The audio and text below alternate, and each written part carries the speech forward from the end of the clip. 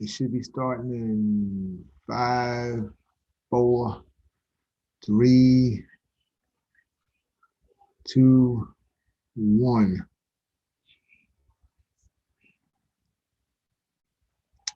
We are live. All right, let me get the link. Let me get the link. So now when people come through, they can come through there. And individuals that we actually want to put on the show, we can put on the show with a different link. All right.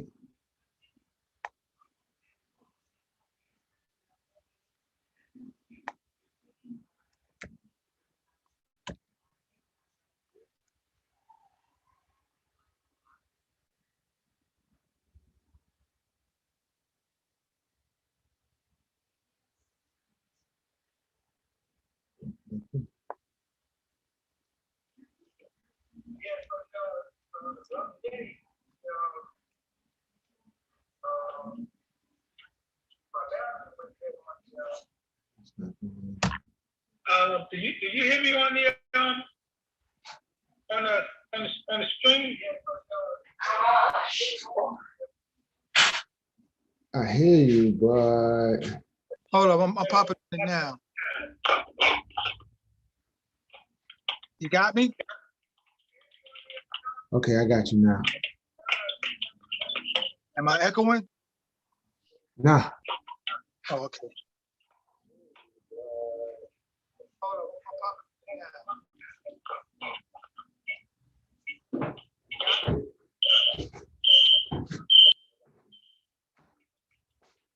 Yeah, that was an echo. I don't know where that came from. What's up, bro? Yeah. Why are you echoing now, bro? Why was you echoing just now? I don't know, I'm getting some feedback.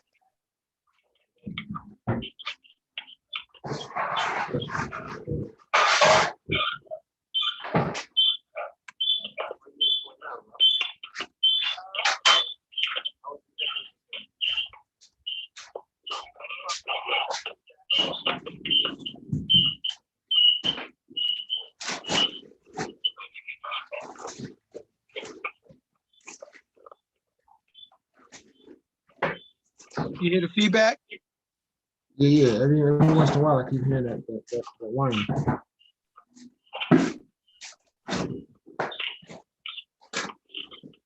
I don't know why it's coming through my phone and I got the volume all the way down.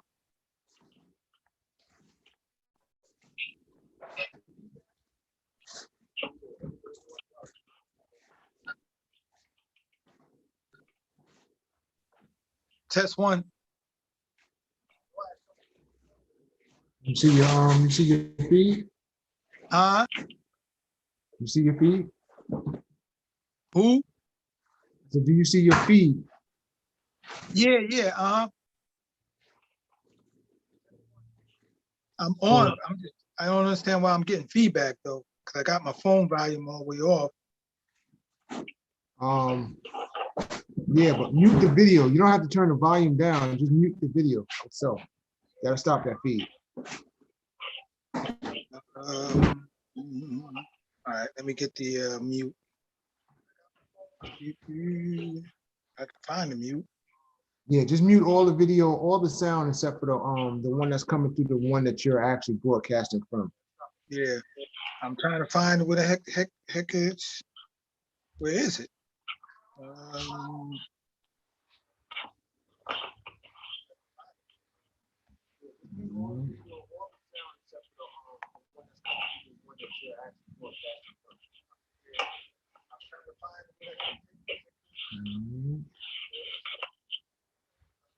Do Twitter.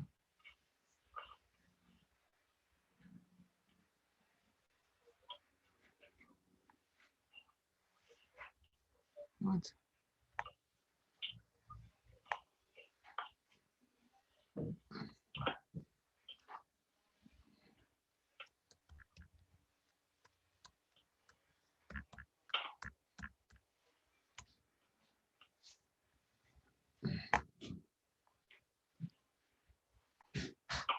I can't get to the mute. Now, I don't see it. I'm hitting everything. And, hold on. Chat.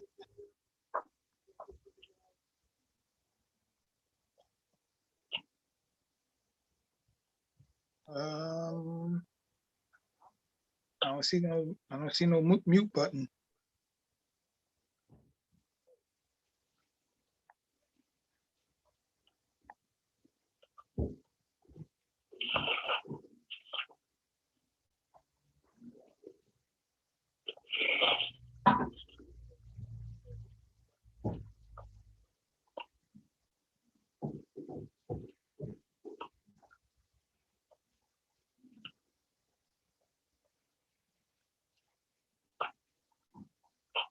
The heck? I don't hear the what's name anymore. So whatever you did was all right. Yeah, if I can just get the volume, I can't, like I said, the volume is down on my phone, but I just still can't oh damn, I just thought I Oh, just you seen know it. what it is? Turn off your phone. I just realized you still on the phone itself. Oh, we on oh shit, we on Yeah, the I phone just call. know. Oh damn, hello? Yo, I I just realized I'm you. looking at the phone and I'm not realizing we were still on the conversation. Yeah, that's why I was hearing that tweet noise. I'm like, yo, I'm like, yo, how come I got my volume down? I'm still.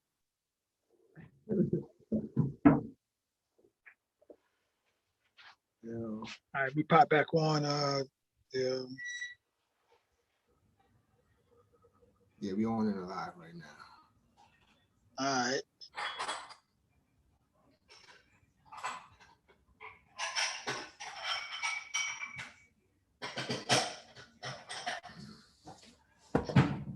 Hey, I didn't know hers. Hagler was that young. That young, I ain't know he was that old. 66. Yeah, I ain't know he was. I mean, I should have known, but it's. For some reason, I'm thinking. I was that kind of like close to him, but now I'm thinking about it, man. I was probably when Hagler and Leonard first had that first fight. Yeah, I guess I must have been in my mid-20s, I guess. No, I don't. Bro, I'm sitting here right now,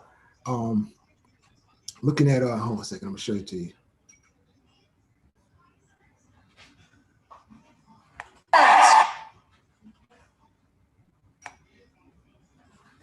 Show it to you real quick.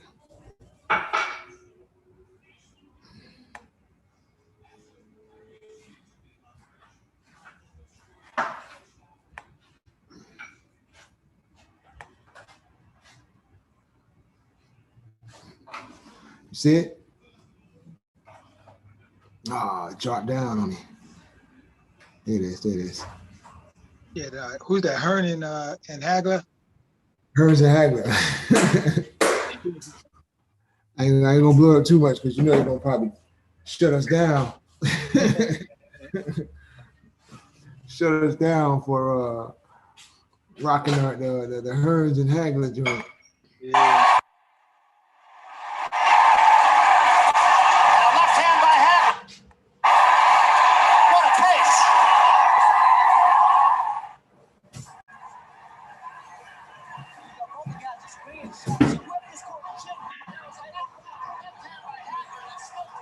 All right, I just posted it on Facebook and YouTube. The link. Maybe you might get Rob. Maybe you might get Rob and Rockwell to chime in.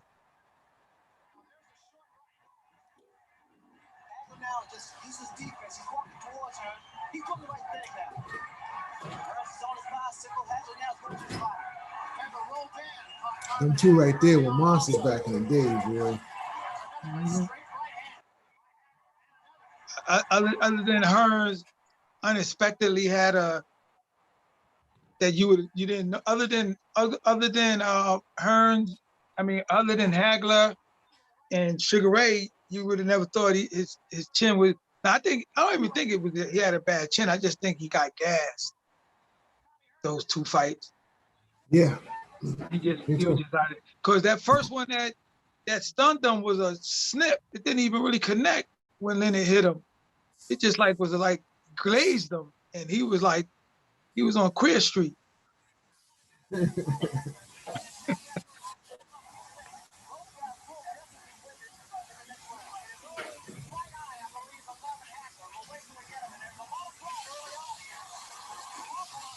Then Hagler had that Smoking Joe type of pressure that he put on you. Yeah, he always had that that crazy. Yeah, this was a joint right here.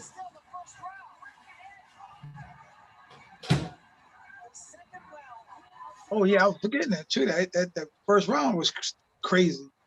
Crazy, bro. Crazy. And that first round took a lot out of Hagler. I mean Hearns. They going at it. Oh, you see them legs? See them legs? Yo, you did the oop on them. Yo, they was going at it, son. That's when boxing was boxers, man. All the top dudes wasn't ducking each other and shit. Everybody was next in line, next up. Who won it? That's when boxing was boxing. So now they got all these cats, all these multiple belts in each class. Guys want to keep their guys. They really ain't trying to. As long as they got a belt, they can feel they can make some money. But if I lose my belt and unify, I'm done. Man, I wish we could just have that heavyweight class, the welterweight, and that battalion. Those are the three classes for me that was always with energy for some reason. You know what I mean? I'm not taking nothing away from the cruiserweights and all that stuff like that. Cause no cat's gonna be like, you remember when Roy Jones was at such and such and blah blah blah. Yeah, I do remember, man. But he bumped up to heavyweight. He just happened to catch it at the right time when them cats that was there weren't, they weren't guys that was gonna probably hang on to the belt long. When he caught that Spanish kid and beat him. He wouldn't have beaten them real heavyweight dudes. So no matter how good he was, and then after he finally lost from that short buzzsaw dude, he never recovered from that. Boy, he was shocked after that. Yo, so what do you think about that Mike Tyson Roy Jones fight, man? We never really had this conversation, so it is funny how quick it came and went. They talked about it maybe for about a couple of days or so, and that was it. Yeah, Mike was trying to fight though. Mike was putting it on him, son. Yeah, Mike was trying to fight. Roy just wasn't. Roy was out of there though. He was like, I think he hit Roy with a body blow one time or something. And I think Roy said, "Man, now I know." And I'm catching the old stuff. Yo. Imagine what it would have been like back then. But what's so crazy? Mike Tyson's his size, right? They said he was 5'11", right, something like that. But I know when I was at this club, and at this party, from one of the homies from around the way, Tashina Arnold, that played in played on the Martin show. She lived like 3 blocks away from me. And so we went to my brother was going with her best friend at the time. So we went to her, and she used to be at my house. She used to come to my house, pick my brother's girlfriend up, pick my sister up. They used to go hang out a little bit. And so we went to her birthday party. This is when she was on soap operas. Right. She was still on the soap operas then. She had a birthday party at the club that they advertised on that soap opera. That was the club that they used to hang out at. I think it was One Life to Live, I think, or something like that. And Mike Tyson came through with the whole boxing crew. Mike Tyson, Pernell Whitaker. I don't know if you remember this cat, Milt McCoy. Yeah. You remember Milt McCoy? Mm-hmm. Milt McCoy. Who else came through with him? And he had a couple of street cats with him too. Shorty Black was with him that day. Who else came through there? That it must have been a popping club because there was a lot of people through there. Rod Strickland.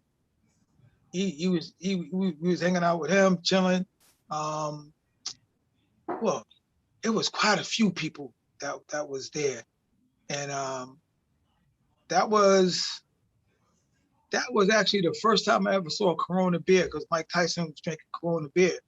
And I'm like, what the hell is that he drinking? But Mike was toe up too. This was right before Mike lost to Buster Douglas. He was in the club hanging hard, toe up. When he left, he's stumbling in the middle of the street. Cars is like this, going around him, stuff like that. And then, right after that, he went to Japan, China, wherever he went, and he lost that fight. And no, he did an interview. That was a funny part. He did an interview, right? And he was saying, yeah, he had a drink in like a year or two or some shit, like something crazy. And I'm like, oh shit, I was just with him the other night and shit. He was toe up, watching him drink. I was like, oh man, this is crazy. But hey, wasn't nobody squirreling, so hey, nobody didn't know, not unless somebody caught a picture. But the crazy phenomenal thing, like you always used to hear about, like say how Mike would do with chicks. He'd be like manhandling them or just like, doing whatever. Your bro, that night, that was far from the truth. Chicks was all on Mike. They was on him like they wasn't. You know what I mean? Yo, bro, they was on him like a chicken hawk. On him. They was on him. I'm like, they was giving him no kind of room to breathe and shit, And I'm like, yo, damn, Mike was the man back then, bro. Mike was definitely the man. It's funny because Mike is still a man, no matter what nobody say. He's still. Oh yeah, I still love that dude. Still love him, cause he held it down for the streets, bro. He never got fake about who he was and where he came from. Mm-hmm. You know what I'm saying? He didn't go. He might have moved to Connecticut or whatever, but he didn't go Hollywood, and stuff like that. So, and that's I guess that's the reason why still to this day, people love him, mainly because of that. But yeah, but that fight was that fight really shouldn't even went on, to tell you the truth. I would prefer to see. It was entertaining to me, bro. I was sitting there. I love the fact that Roy Jones was on that bicycle, bro. Like, and I'm a Roy Jones fan. And I'm a Roy Jones. That's one of my favorite fighters. I was hating when he started getting knocked out. I was like, damn. I'm a fan, bro. So, but to see that fight, you know what I mean? And I'm looking at Mike and I'm saying, the punches he was throwing at the speed he was throwing them at, he didn't even look rusty. Like Mike looked like he could take out an average boxer right now. Like Mike was doing, how you do the head bob, and he was like, yeah. I was like, oh snap. Yeah. He had his hands up. I loved it. You know, it was even funnier though. I saw an interview the other day of Nate Robinson, and Yo, I haven't heard. He actually had an interview. I haven't heard people. Yeah, man. Yeah, he even said it. He was like, "Well, you know, any kind of press is good press." So, not when it's like not well. yeah. That wasn't no hood good press though. For the hood, Yeah. like yo, bro, he duffed you out. Like, Nah, but they said he over. They said Nate thought he could just overwhelm him and stuff, but that kid eventually had some good training over the years. Yeah, he's had a professional fight before. You know what he I mean? did? Yeah. Yeah. So not Nate. Not Nate. I never even heard of him until then. I guess he's a big YouTube sensation or something. Yeah, he is. And he's what do he do? He's some type of YouTube creative, whatever, you know, I don't know, some type of funny stuff. His page is this page about his lifestyle or something like that? Bro, don't get me wrong, son. I'll be honest with you. So Nate thought he probably, I don't know why Nate would think he can, if Nate had any history of this dude, and then, like you said, if the dude was already like a boxer or amateur boxer or whatever, yo, bro, the majority is not with you of winning if you fighting a dude that's been trained in any kind of art of self-defense. The average Joe person ain't gonna have a chance with somebody that's been trained, you know? And then he came out on some wild style stuff, and I'm like, yo, first of all, whoever told you that you was gonna win this match just by acting crazy, they lied. And swinging the way he did. Yeah, man, he was wild and easy to get caught. You know, that's cool. Yeah, and I mean it was a learning lesson that. Oh, he learned. But that dude, I seen like prior to that fight, I seen a video with Nate and what's my man Matt Barnes. They was somewhere at one of their cribs or wherever they was at, and he was that cat was talking about beating up Nate and beating up Matt Barnes. Yo, I mean, what I will say is, Nate don't back down from anything, bro. Yeah, and see now his heart and having that big heart put him in that situation too, where he maybe really shouldn't have probably been in, not fighting somebody of that caliber. Not unless he just thought he would be able to luck up and catch him, and he probably thought, once I catch him, I got him. Yo, if he'd have did it smart, boxed him around, jabbed him in the chest, and took care of his midsection for a little while, he'd have been good. That's what I would have done. I mean, the height difference and everything else, like, yo, it's not like he was way taller than Nate. But, yo, I'd have took care of the midsection. You got a nice physique. It looked like, you know, you was working out a little bit. But, yo. Well, you know, Nate stayed physical. So that 3 minutes is different from 3 minutes in a basketball game. Mm-hmm. Yep. But you just one haymaker miss, you can be gassed. Bro. You know what I'm saying? You just missed one haymaker, now you toe up, winded. That punch. No, I don't want to say that punch, but I want to make it seem like the punch was astronomical. It was just a perfect connection. That's all it really was. You know what I mean? But yeah, he caught him. He just caught him with two good shots and stuff. Bro, that punch was astronomical. That punch was sewed up perfectly for that chin. Put him out. But that knockout is what got it, bro. It had me for a good couple of weeks. I was seeing memes, emojis, all kinds of stuff for for weeks, bro. Mm-hmm. Everything just got funnier and funnier. You know, I felt bad for him. But then I seen the interview. Oh, that's where we was at. I see the interview, right? And he was like, you know, any press is good press. You know what I'm saying? Like, and the dude looked at him like he wanted to continue and go on with it. Like, yo, bro, that ain't even good press. You got knocked out. You got laid out.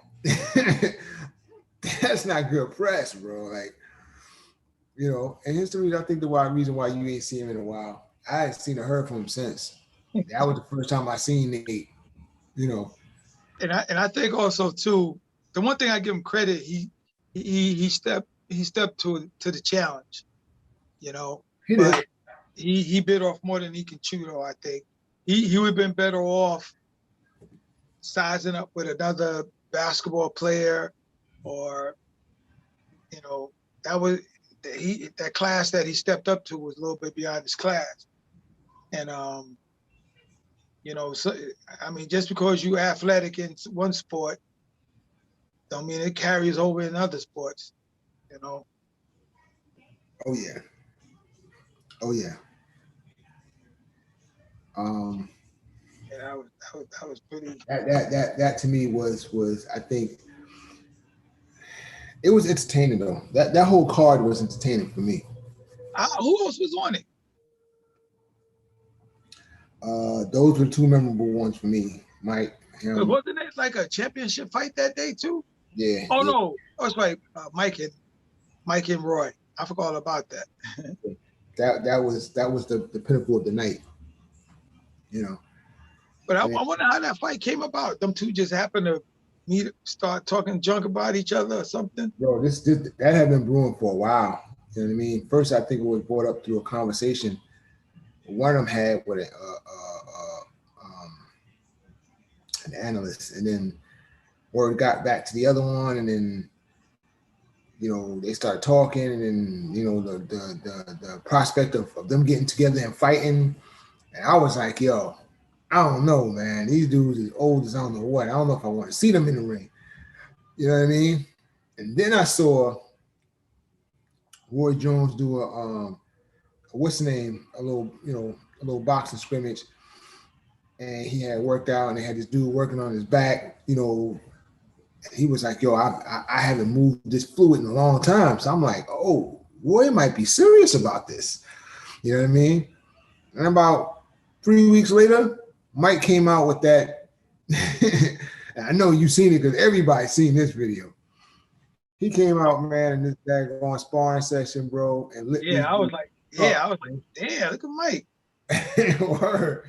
I said, but yo, bro, if you think about it though, when you see like those old time trainers and you seeing them throwing combinations, and, you know, even the way they hold their hands, you can see like, yo, you know, they might not have boxed in a good while, but somebody their age will have a problem.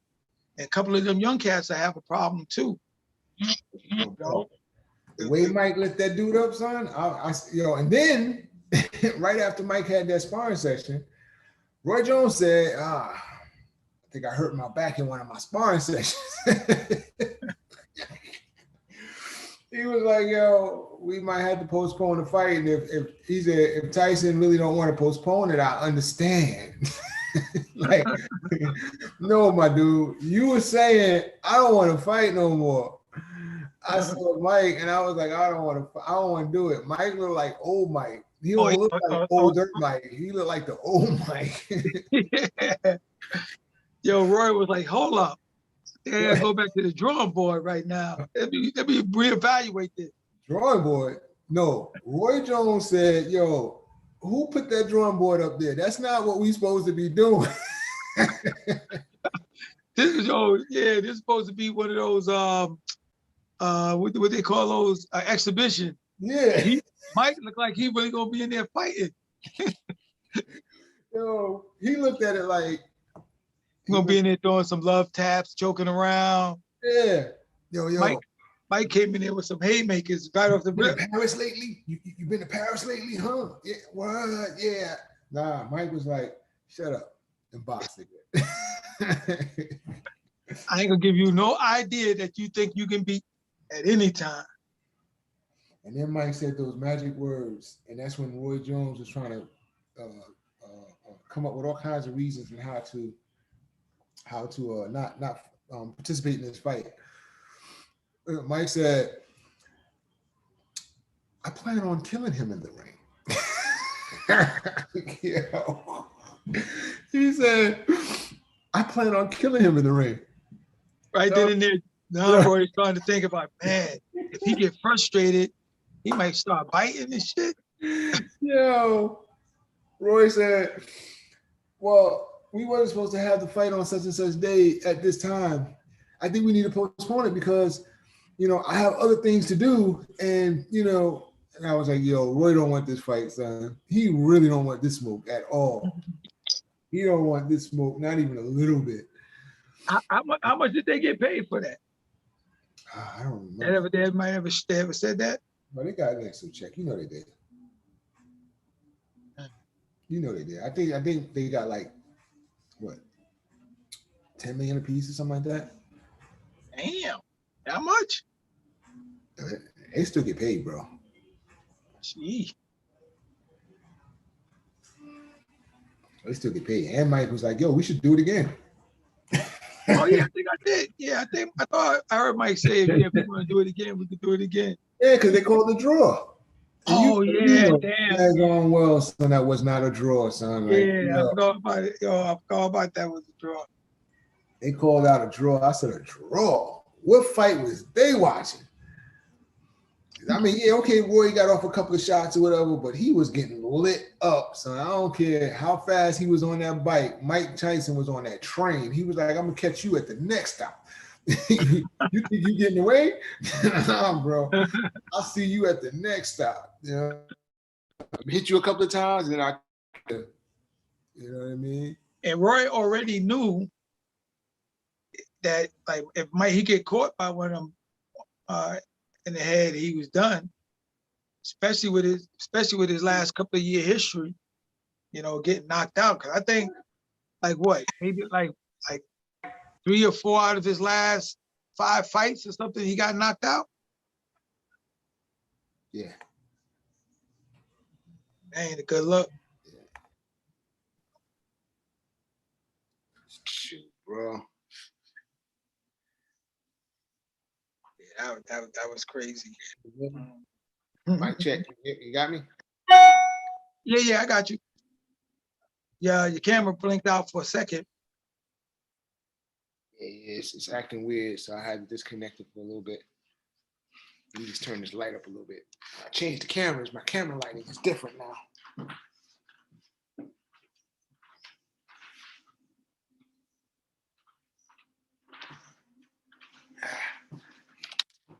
My boys is putting it in though. Georgetown is getting it down, baby. They playing today? Championship. I know they have the championship today or tomorrow. Yeah, it might be tomorrow. I thought it was today, but it might be tomorrow. But yo, did you see that thing with Dwight Howard? I mean, not Dwight Howard. What's the name from Michigan? What's the head coach from Michigan? Oh, Juwan. I caught the end of it. Yeah. He got suspended for the next game or something. Yo, he was going in on that dude. Like, yo, who you think you talking to? You know what I mean? Bro. Look, let me explain something to you. But what happened though?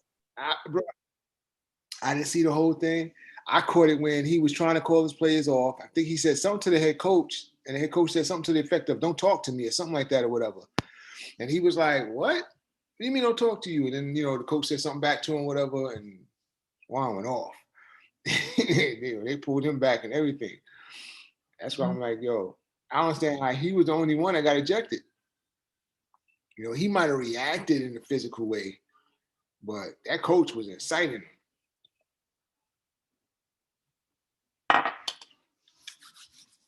That boy, yeah, he was definitely hot. Definitely And high. Michigan won too, right? Yeah. They playing, yeah. So I guess they playing in the championship, whoever they playing in the championship. Yeah, I hope Georgetown pull this one out though, man, because they've been playing good towards the end of the season. The beginning of the season, they was a little. That'd be a good look for Georgetown, because this is what, like his third, is it the second or the third year coach? Third? Third. Third. Yeah, and to come in and win They've been Big getting East. better, man. They've been playing a lot better. Every year they play a little bit better. You know, It was kind of only problem. sad. It was kind of sad though that Chris Mullins didn't hang in there. You know? Yeah, man, he should have stayed, bro. But I think that would have brought back. I think them two, it would have started a lot of the alumni players that went to college. I mean, that played in the Big East, come back to their respective college school and try to and be a coach. That would have been the greatest. That would have been like, like each one of those, Boston College, Providence, and all the rest of them, somebody that played in the NBA came back and coached. Yo, that would have been crazy, right there. Yo, when Chris Mullin went to St. John's, I just knew when Chris Mullin went back to St. John's, I just knew the rivalry was going to start between him and Pat. You know what I mean? Because I mean, it was always that John Thompson, Lou Conasecca rivalry, the towel against the sweater. You know what I mean? Like it was always that rivalry between those two schools. When they played, bro, it was epic. That was crazy. I just think that St. John's didn't recruit the way they should have when Chris was there. I think it was just about the maybe. I'm trying to think. Did they get two big recruits that upcoming year too? I'm thinking, if I'm not mistaken. I mean, they got a couple of guys in that I think might have helped. I just don't think they got the guys that they needed. You know what I mean? Mm-hmm. And I don't think that, and that was the other thing. I don't think they played off of Chris Mullin's NBA legacy the way they should have, the way Georgetown did with Patrick Ewing. You know what I'm saying? Pat didn't really need it because of his legacy at Georgetown. Mm-hmm. You know what I mean? Like people already still knew about Pat. Whereas with Chris, they kind of just like, they knew of him, but if they'd have played that the way they should have, played off of his NBA career and everything else, Mullin was a monster in the NBA. I think, like I said, I think I think them two would have brought back the Big East, man. I'm telling you, I think it definitely, them two would have had a rival and always big games, and I think it would have got more of those Big East teams bringing in some of the original stars of them teams and stuff, being coaches and stuff like that, and building it up. I'm telling you, that would have been the craziest marketing if the Big East all had coaches that went to the NBA and played in the Big East during them days. That would have been crazy. Man, I just want to see, like, when Syracuse left, UConn left the East, right? I think UConn left too. UConn left. I think but I think UConn came back though, right? Man, I want to say yes and I want to say no, but I know a couple of teams left and came back. Yeah. But yo, I'm just happy for him, bro. I'm happy for him. And like I said, I hope he wins this so that he can seed high in the in that championship game. Yeah, I think Villanova would have been probably if Villanova won, they probably would have been something like what, like probably like a 4 or 8, like a 4 seed. Georgetown is blowing them dudes out, son. Yeah. 73-48. Oh, who they playing in the championship? Uh, Who they playing? Somebody like Marquette or something? nah, they playing Crichton. Creighton, yeah. Yeah, Creighton made it there. Yeah, yo, bro, on some, but they've been playing pretty good this year though. Just So let Creighton? yeah, I'm a little shocked that when I actually did a little bit of research on them, I'm like, yo, these dudes been playing pretty good. They're actually 17 seed. Creighton? In the AB in the AP? Yeah, What? yeah, kid. Damn. Yeah. So that's why I'm happy that Georgetown made it. I was a little nervous, but I ain't nervous no more. They actually just won. Oh, they did? What? 73-48. Game over. Damn. Yo, just imagine if that would have been them in St. John's fighting for that. That's what I'm talking about. Like, if it was, man, that would have been classic. Classic. I mean, I would prefer the same outcome. And you can see who I rep all the time, boy. Georgetown. It's my team right there. That's my squad. Georgetown is my college squad. Knicks is my NBA squad. Yeah, Georgetown, boy, they used to do people dirty, bro.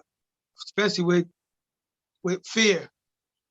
And that year that you had 3 Big East teams in the championship, in the Final Four, Mm-hmm.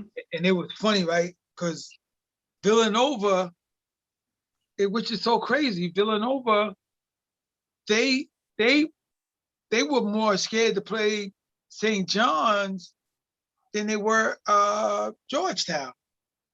Because St. John's I think St. John's had swept them in the season series or something. And I guess it's a lot of times it's matchup.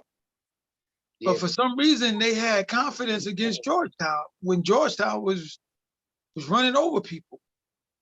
yo, bro, sometimes people just have your number, no matter how you look at it, man. Well, there's definitely any given game, any given Sunday, yeah, somebody could just play the lights out. Them dudes shot what, like 70% that game. Yeah, I remember, kid. They were lights out that game. Ed Pickney wasn't missing. Gary McLean, he played at Hempstead High School. He I don't think he was missing either. A couple of them dudes, man. Yeah, we did. That's like it was the perfect storm, bro. Word. And Georgetown could have had a little bit overconfident. Could have been a little overconfident. I think they was. Yeah. I don't think that they could have been. I think they was. And Pickney though, Pickney was doing this thing though. But Pickney had like a smooth game anyway though. Yeah. He was a good player, man. I was actually shocked at how well he played until he played us. But yeah, it was always Georgetown, man. Georgetown, and my Cinderella team was always Michigan. Even though St. John's was right up the block, you know what I mean? My Cinderella team was always Michigan, man. That Fab Five was crazy. I was always a diehard St. John. I think those next couple of years, let me see, after who was it? Boo Harvey, after he left, and then you had I think Ron Artest crew when they came through there. That I think they maybe had about 1 or 2 good years after that, and St. John's was like. But that's the thing is that the city kids, and I guess it's the changing of the times too, because at one point everybody in the city was coming to the Big East. Mm-hmm. With the exception of a couple of people, Kenny Smith, Kenny Anderson, you know, big, I mean, like big name dudes that went to, you know, that were all American, high school all American stuff, you know, to stay home, you know, Mark Jackson, Walter Berry, Chris Mullins. Yeah, Walter Berry, man, that was another dude, son. Yeah, St. John's was definitely the squad, man. It just they used to piss me off for the simple fact that every time we played them, man, it was always that close grind out. They coming out on top. Now unless we just hot coming out on top. Mm. Them games, yeah, them always used to be some real good games. I think it was just, I just think they were just a little bit too physical for St. John's, you know, especially when that kid, when that year that they had that kid for one, I think they had him for 1 year or 2 years. Graham, you remember that guy Graham for Georgetown, with the ball head.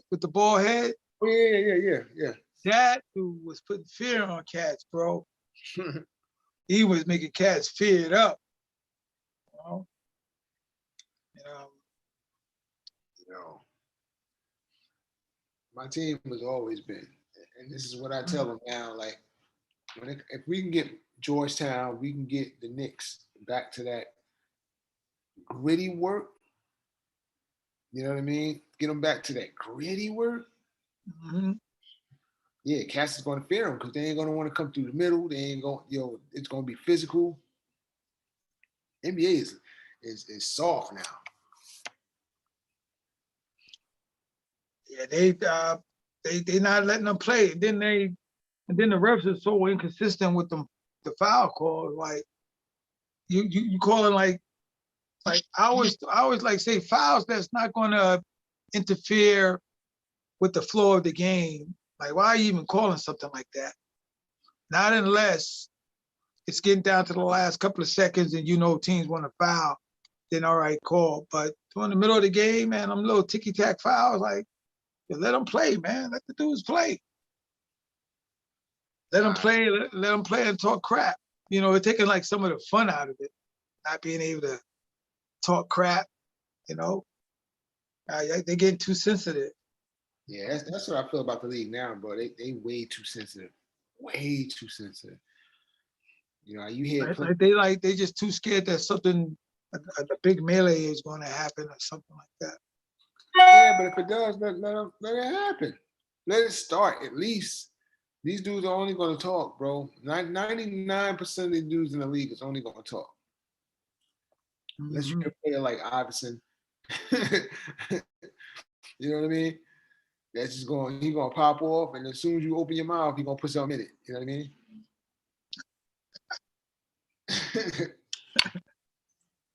Matter of fact, last night I watched on YouTube the Carmelo Anthony blackball documentary. Was it good? Yeah, it was pretty good. It went through the history of high school, college, and then at that year. And I think you and I used to talk about it too. We used to talk about like Carmelo didn't fear LeBron.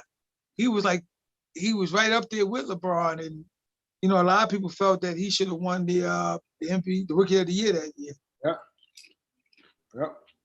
I feel the same way. But the league wanted LeBron to start off with that award. There's no way that they should have shared anything. And at the least, probably, yeah, he should have maybe it should have been co-Rookie of the Years or something. But I used to love one thing during that point, I just used, not that Carmelo was ever really one of my favorite players, but I just like the fact that he never cowered when it came to playing against LeBron. He wanted to bust LeBron, but probably more than LeBron wanted to bust his butt. He wanted to do LeBron, but that was before I really knew how close of friends they were, But you know how I feel about that, bro. I always feel like, this is business. I got to go out here and destroy you. It don't mean I don't like you. It don't mean I don't care about you. But when we on that court, my main objective is to destroy you. You gotta have that Kobe and Jordan factor. Right. Like, yo, like friends is friends, but business is business. That's know? Me. That's me every day, all day. Like, Like, yo, this I'm handling my business, bro. I can't even let you think you got a shot of handling me. I want you to get that out. And that's the thing, you got to kill this. When there's a young gunner coming at you, bro, you got to kill that spirit, bro, by busting his butt. Like, I don't know if you ever watched the I think they call them the Knucklehead podcast with Richardson, Clinton Richardson, and Darius Smile. Yeah. Like, one of the questions they always ask somebody they're interviewing, who was the first person that bust their ass, and stuff like that. But you gotta, when some young gunners, man, you gotta shut them down quick, because if they get a little inkling Early. that they can be like, oh man, like I'm kind of like give you like who my favorite players are in the NBA, right? I like both Ball brothers. I like both of them. Really? Yeah. I like Lonzo. I like Lonzo too, because I just I just like point guards. And, yeah, well, I can see that now. You are. I don't like balls. I mean, I like the little brother, LaMelo. I like him. LaMelo, bro, he fearless, bro. I like his aggressive nature, bro. I need to see more before I can actually say he's for real. So is there any rookie now that you would say is for real? The one rookie that I know is for real, to be honest with you, well, he's not even a rookie anymore. It's his second year. But Ja Morant. Oh yeah. Ja, yeah. That. So if I'm going to take a point, if I'm going to do a point, and we're going to talk about points, I'll take him over anybody. Mm-hmm. You know what I mean? Let me see if I can get this light back on. Okay, I kind of was prepared that it might go out.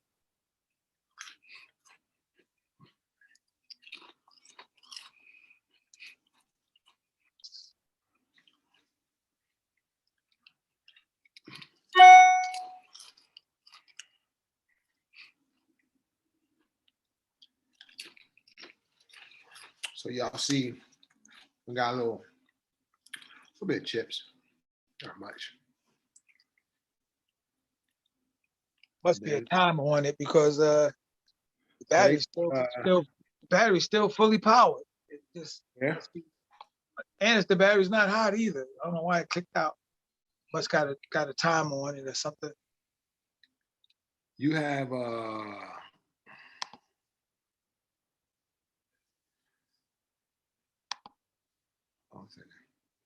Say what?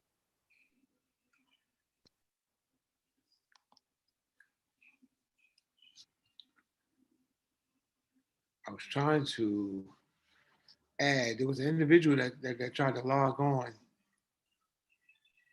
Is it Adorn Miles? Oh yeah, that's my sister. I didn't know if she actually thought that she was going to just get on, or she wanted to be interviewed. Or I want to get on with the curlers, and she'd be like, "Oh, I didn't know I was going to be on." Yeah, they probably was on Facebook, and they probably seen that. They probably was like, "Oh shoot, Tony's on streaming live." Oh, you put oh shit! Matter of fact, they just left. I think they just left Charlotte to move to Raleigh. A word? Yeah, they were supposed to be moving today. Matter of fact, I'm assuming that they made it. So they moved to Raleigh. Okay, that's not too far from my home. Yeah. That might. I might have to give up my Charlotte dreams. Cause Cause I wanted, yo, bro, I was planning on getting season tickets and everything for the Charlotte Hornets. Right. Yeah, or at least half a season, you know what I'm saying? Especially if I could pick out a game plan, like they say the certain teams that I want to see play, you know, maybe do 10 to 20 games or something. All right, bro. With the Charlotte Hornets? Yeah, cause bro, ain't nothing else to do down there. Trading it in, bro? Huh? I said you trading it in? Nah, just to have some kind of activities. I mean, but the area where my sister was at, though, man, it was. I don't understand why it's not a high obesity rate where she was at, because they ain't nothing but food spots. She was restaurants. Yeah, they were in Mecklenburg, right? Yeah, Mecklenburg. Yeah. Yeah, that's where my Matter of fact, right? Charlotte their first arena. It was like when my sister first got down there. That Charlotte's first arena, my sister-in-law was like only like 10 minutes away from it, the first arena. Then that's the one that the Charlotte female basketball team took over. And then they went into up in the town, to the city part of Charlotte. right. Not too far from the football joint. They went there, somewhere over there. Okay. Yeah, so now me and we both talking about, we was just talking about where we're gonna move to now. Yo, Huh? I said What happened? salute to weed, bro. That's look, Yeah. look, everybody know you, my brother. But we always talked about weed. Like, I always heard stories and everything else like that. Bro, it wasn't until we went out to Philly that day and I hung out with that dude and I was like, yo, I could see how these two got into trouble all the time. All the time. Not some of the time.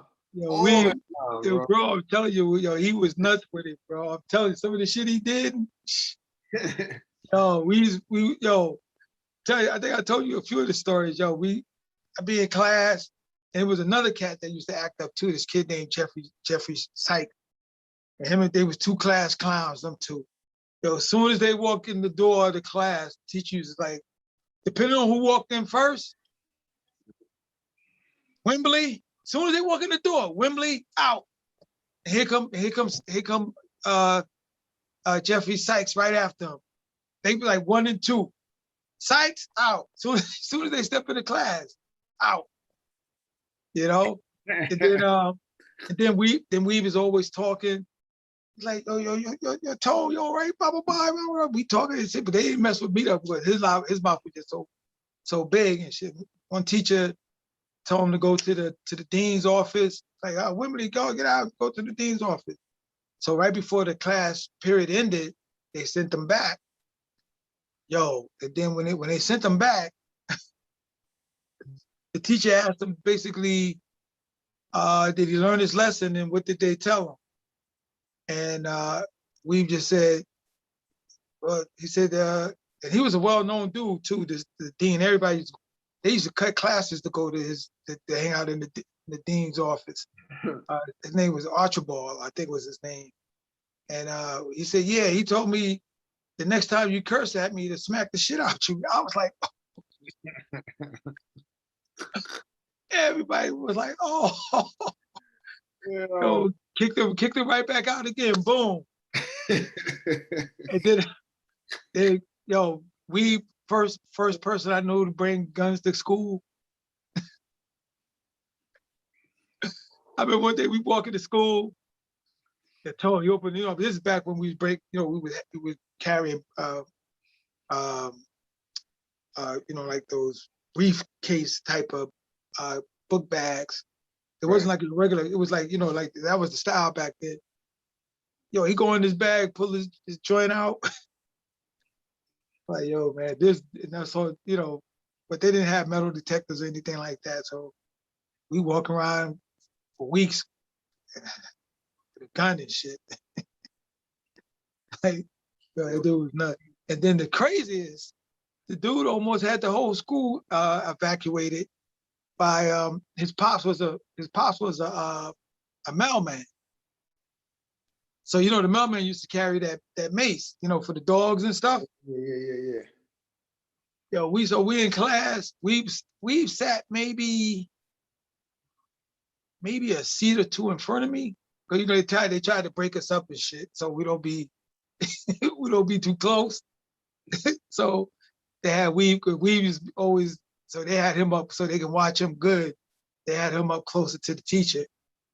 And so the next thing you know, man, he didn't even warn me either and tell me what he was doing. I'm just chilling. Next thing you know, I hear somebody go,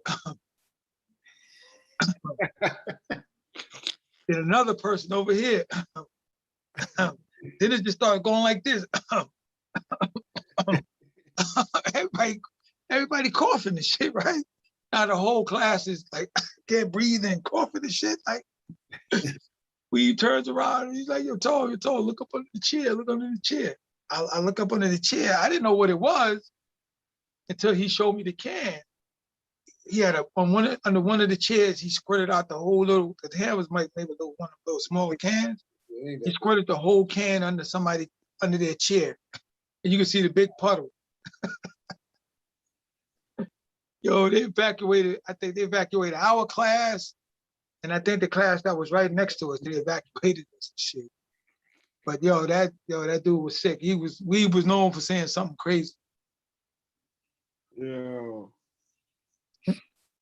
He is, like I said, I could see how y'all two can get in trouble every single day, bro.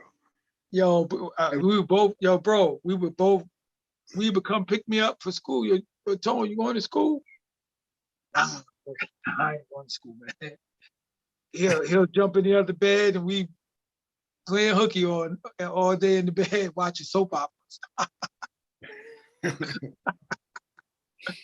Word, that matter of fact, I don't know if it was that year. Yeah, I know that year definitely I got a 41. Cause you know back then if you have 6 absences with the or two latenesses ended up being an absence. Yeah, we agreed. Yeah. Yeah. So I got a 41 in that grade. Then that next year, because I'm Bob, we used to go to White Castle. This was during the heyday of graffiti. You know, they used to tag the A train and stuff. You know, that was everybody go to White Castle to watch the tags on the trains and the A train and stuff. So we used to go there every morning, and we didn't go to school until the 3rd period. Now, mind you, 3rd period was our lunch period. That's when we went to school. So we leave White Castle to go to school on our lunch period and go outside and play basketball. So that year, I think it was my first 3 classes or first 2 classes. I thought 40, until I got it, I thought 41 was the lowest you can get for a grade. Until I see my report card, I got 2 or 3 classes, I got 21. So I was like, with 21, what the hell is with 21? And I never showed up at the class. And I think the same thing in high school too. Francis Lewis.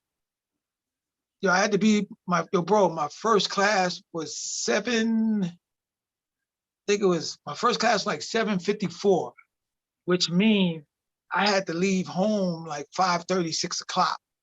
Hey. Which means I can't say that because that was me. I tried it one time and I got there late. I looked in the classroom. I'm 15 minutes later. I just walked around the whole rest of the period. I didn't get stopped or nothing. And that next day I didn't even fake the phone. Cause I knew I wasn't going to make it. I knew I was going to end up getting a 41 from being late at that time. I'm like, I knew I was going to get a 41. So I didn't even try it. I didn't even go back. I didn't come to school until my 2nd period the whole year. And in that year too, I got a 21.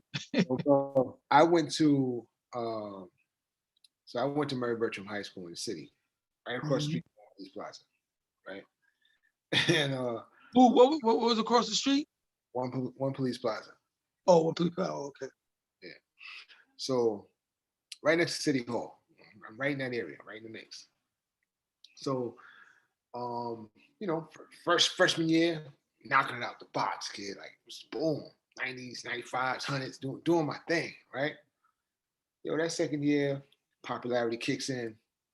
Well, it actually kicked in like before the second half of my freshman year.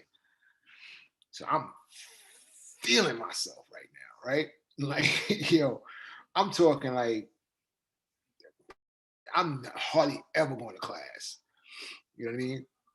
And yo, that first half of my second year, when I got that report card, son, yo, I knew I was dying when I got home.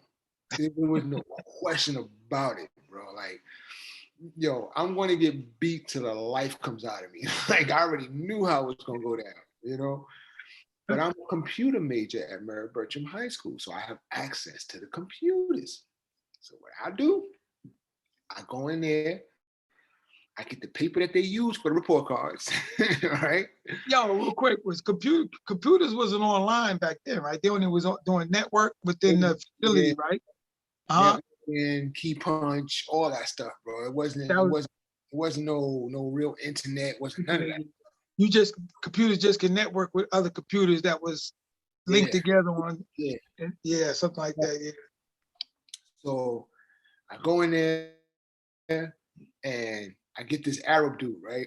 And I'm like, yo, bro, I need, and I explained the situation to him. He was like, oh, we can make a program. Right? Yo, we sat down there for our lunch period. Yo, we created a program, put the grades in and everything. Yo, it wasn't even lined up right. It was all crooked and everything, but it looked like the report card. It was just off. Going there, I'm like, you got to sign this report card, it's that a third, whatever. So I had it on a book, and the part where the line signs, I had the pages lined up perfectly, and I cut the top part of the one that was all pretty and look. Mom goes and she signs the report card, right? But the report card that she signed was the one that was the failing report card, but you couldn't really tell that because I kind of like, you know, smoothed it out and made sure that all you saw was just that top part. Go to school next day. Teacher looked at me. She was like, "Your mother signed this?" She said, "Yo," she said, "You're still here to tell me that your mother signed this, right?" I was like, "Yeah, that's her handwriting." She looked at me. She said, "You telling me your mother signed this?" I'm like, "Yeah, she signed it." I think I should call her and ask her if she understood the grades that was on this report card. You know what I mean? I'm like, you do what you want to do. I'm just telling you, she signed it. You know what I mean? So you can do whatever you want. Oh, I don't believe it. Yo, we called up the Mom, didn't you sign my report card this morning? And she was like, yes, I signed it this morning. Is something wrong with it? The teacher don't believe that you signed my report card. Right? The teacher was like, well, Miss Saxton, ching. Hung the phone up. I'm like, you got your answer. She said she signed it. Right? You ain't gonna go into detail. Oh, yeah. Because first thing she gonna be like, did you see them grades? You ain't going into detail. Yo, because you know how you hit your moms with your report card, and I think then if you know it's a bad one, you're trying to talk to them at the same time just to warn them off a little bit, so they can go ahead on the sign it or something. And that's funny, when we was down south for my mom's service, my sister, she hit me in the head with some of my old report cards, and them joints had in there I don't know what they. I know I felt a lot of classes, and it was something F. It was an acronym, F something. So you know, my daughter-in-law, she's a teacher, you know, soon to be preacher, and she was like, nah. Well, my sister was saying fell, right? She's like, Dad, Tone, look at your report cards. All of them is like fell. So she was like, no, that she said the F meant it was the acronym. It was two letters. I can't remember, but she was like, no, you know, jokingly, like, nah, that just means Dad, what did she say? I can't remember, but she jazzed it up that what it might could be.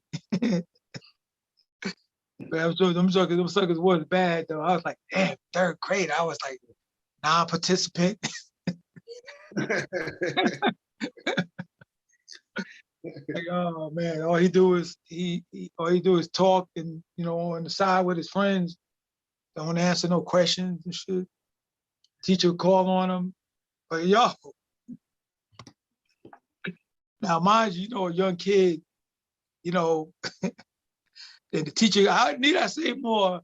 The teacher called you to come up to the board at a certain time. Do I need to say more? The teacher say, Mr. Miles, could you come up and do this answer? No, I can't.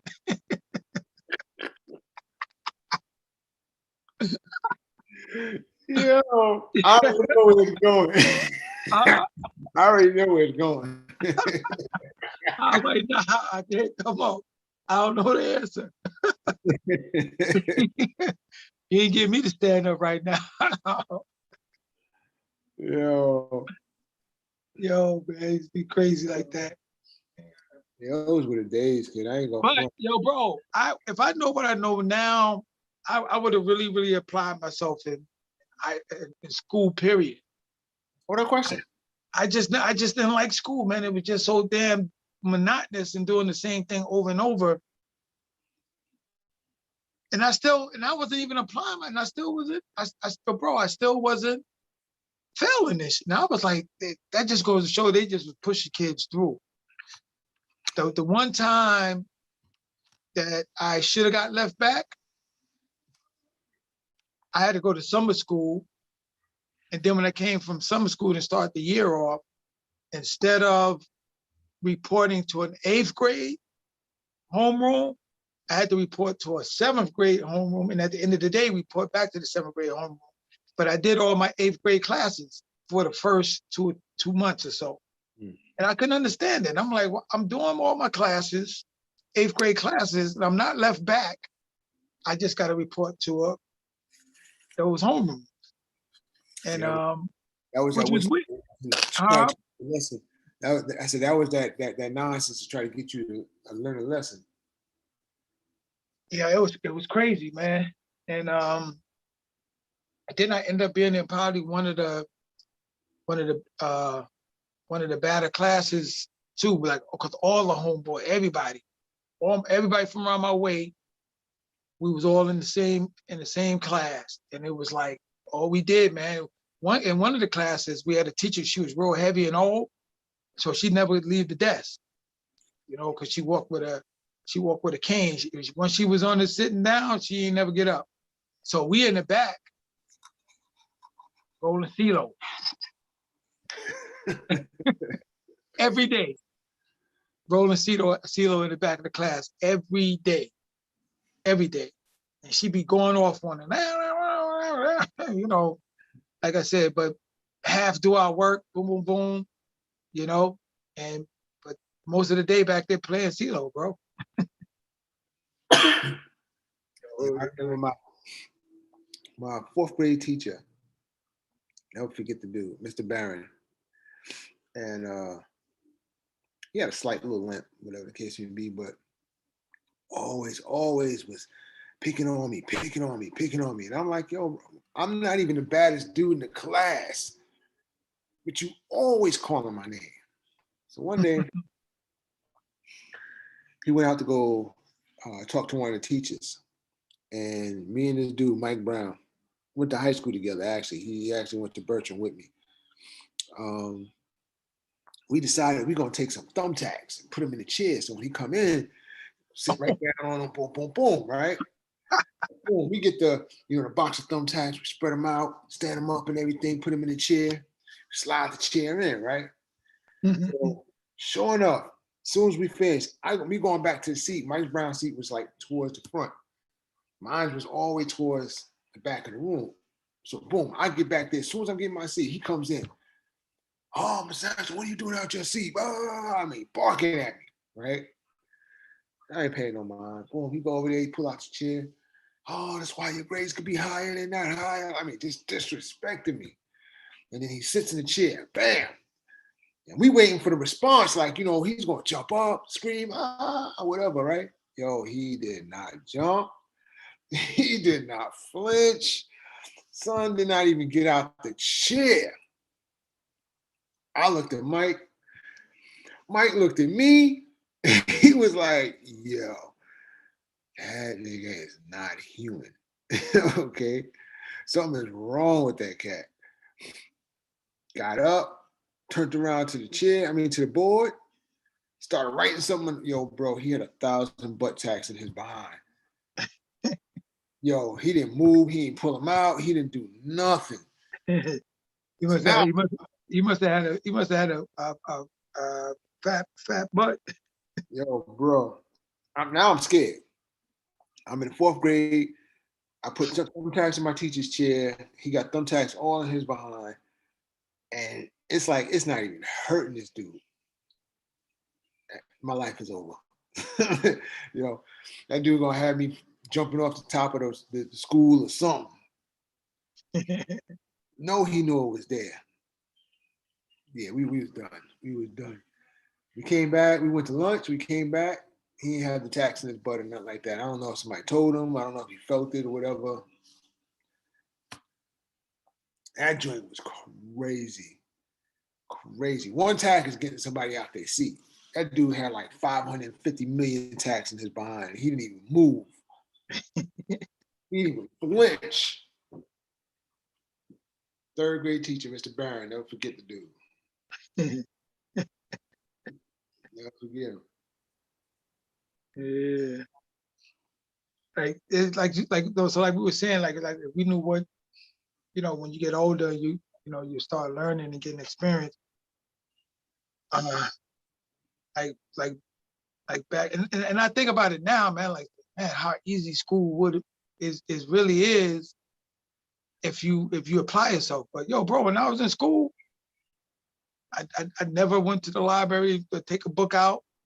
I think I was telling you when I used to when we used to have book reports, I make up the author, illustrator, then I make up a story.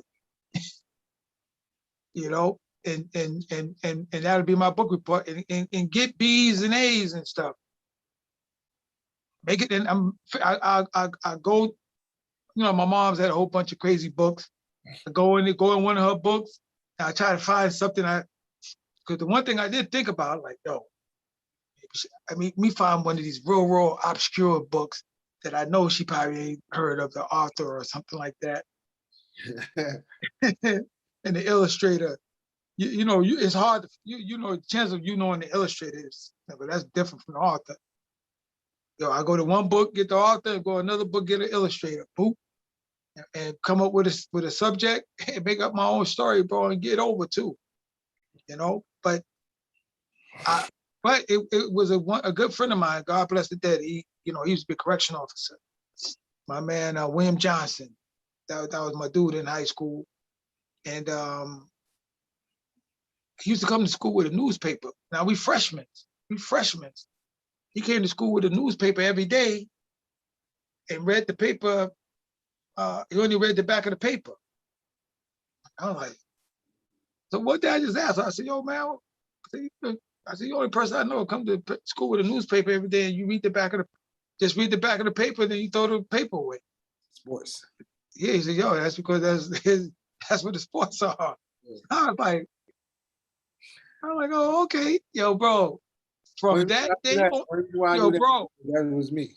yo, bro, from that day on, up until my adulthood, I read the newspaper every day. And I only can remember from a freshman in high school to maybe my 40s, early 40s. I read the paper every day, including the Sunday's paper, missing maybe, cause maybe snow out, crazy weather or something. Right. Not getting the newspaper on a Sunday. But all the rest of it, I don't remember, bro. If between 77 to 90 something, probably, bro, I probably read the paper every day. And depending on what kind of job I had, this is how I would do it. I would start out reading. I would start out reading from the back to the front. I'll do the sports, go through all the important sports stories, basketball mainly, and work my way through the paper all the way to the front. And then if I got, now that would be the first pass through. Now, lunchtime or on a job or wherever I'm at or whatever, now I'm going to fill in all the other little stories and stuff, and stuff like that. And I'll end up going through it depending on what job I was on at that time. I would end up reading almost of importance, all the little, like the little capture, little paragraphs of little small story that they put on page 6 or 7, or something like that. And next thing you know, you stumble on something like, oh shoot, I know them, I know him, or I know that person, or because you stumbled on it. I had a couple of incidences like that in the paper that I knew of the story and stuff like that. It was in the paper, but it was small. Just happened to glance through it the first couple of times. Then then finally at the last time I read it and I'm saying, oh shoot, because like I said, each time I went through it, I would read all the other stories that I brushed through, and I would end up reading the whole paper every day almost. And that's what actually got me reading. Then I started buying books because I never went to the library, took out books. I never read books in school other than math book, science book, social study book, while when the teacher turned the page, so-and-so read chapter so-and-so to so-and-so, you would read that way. But like literally reading books, and I didn't do that until after high school. And then I started getting into books, reading mainly Black history and nonfiction, biographies, Black history, and nonfiction. Those are the books that that I would read. Yeah, if I was to pick up a novel, bro, it would definitely be nonfiction. I couldn't read fairy tale books, man. Like like them Stephen Kings and like those type of books and stuff that was fake books. I like the biographies, like especially back during then. What was that FM station? I think it was 1190. It was a Black station, and I used to listen to that every day. And then a lot of times they would have authors of books, people that wrote books, that would be on there. And most of the time it was history or something like that. That would be on talking about the book, and I would go and I would buy it, And I started building up a nice little library. I still got most of my books. I lost some of them. I gave some away to some people, And it's funny. My kids, they'll get a book. My wife is like that too. She'll get a book, and something that she really wants to read, they'll go through it in like 2 days. Me? Yeah, it would take me a while because Word. bro, one, I asked my doctor too, is that's why my eyes are bad. Cause I used to read in the dark. I used to have headphones in my ear, listening to the sports channel and watching TV. So I'm reading, watching TV, and listening to the radio. So I would read a paragraph, then I had to end up reading the paragraph again because I didn't comprehend it, because while I was reading it, I was listening to something that would happen to be they was talking good on the radio or something that was on TV. So I end up sometimes it would take me like an hour just to get off a page, because I end up reading it 2 or 3 times because not paying attention to it while I'm reading it, or something like that, and I, that's but that's how I read. And my kids, I mean, like my middle son, his library is like, I was over his house last week, and between the board games and the books, he got to have well over 100 books in his library right now. You know what I mean? And consistently reading. You know what I mean? So, I've always tried to instill the fact that, and I've never wanted my kids to be me. You know what I mean? I love to educate myself, but I hate thick novels, bro. You know what I mean? If it ain't a pop-up book or audio book, you know what I'm saying? I don't want to see it. You know what I mean? But I do. I love certain books. You know what I mean? There's a few that I actually want to read, and it may take me a little while to read it. You know what I mean? I start doing research, and then I forget all about the book. I bought books, and it's like, when I was moving into the house, I saw some books that I had bought, you know what I mean? And I'm like, tag, these books, I haven't even turned a page on them yet. They still crispy, you know? But that's me. I'll start the process of getting, and I might not even follow through on all of it. Now it's something I really, really want to read, or it's something dealing with some type of research that I'm doing, or whatever the case may be, you know? But yeah, my kids, they're above and beyond right now, man. Like they really, really read a lot. You know what I mean? And I love it. I love the fact that they educate themselves. You know. Shout out to everybody that's in the room right now. Yeah, see now, I was trying to get in to see who was in there typing chat. You see who's in there? Few people. DC is in there. Who that? Habit is in there. Daquan. Oh, okay. What's up, nephew? So there's a few other people that's in there. I apologize if we don't get to everybody, but I know that y'all are popping in, popping out. Once again, I say, comment on the chat. Please stop texting me your questions.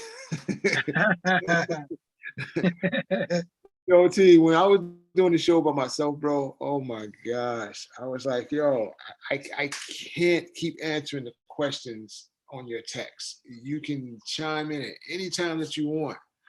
You know what I mean? But texting me doesn't help the progress of the show. You know what I mean? But yeah, you're more than welcome, bro. Go to YouTube and Facebook, and it's all there.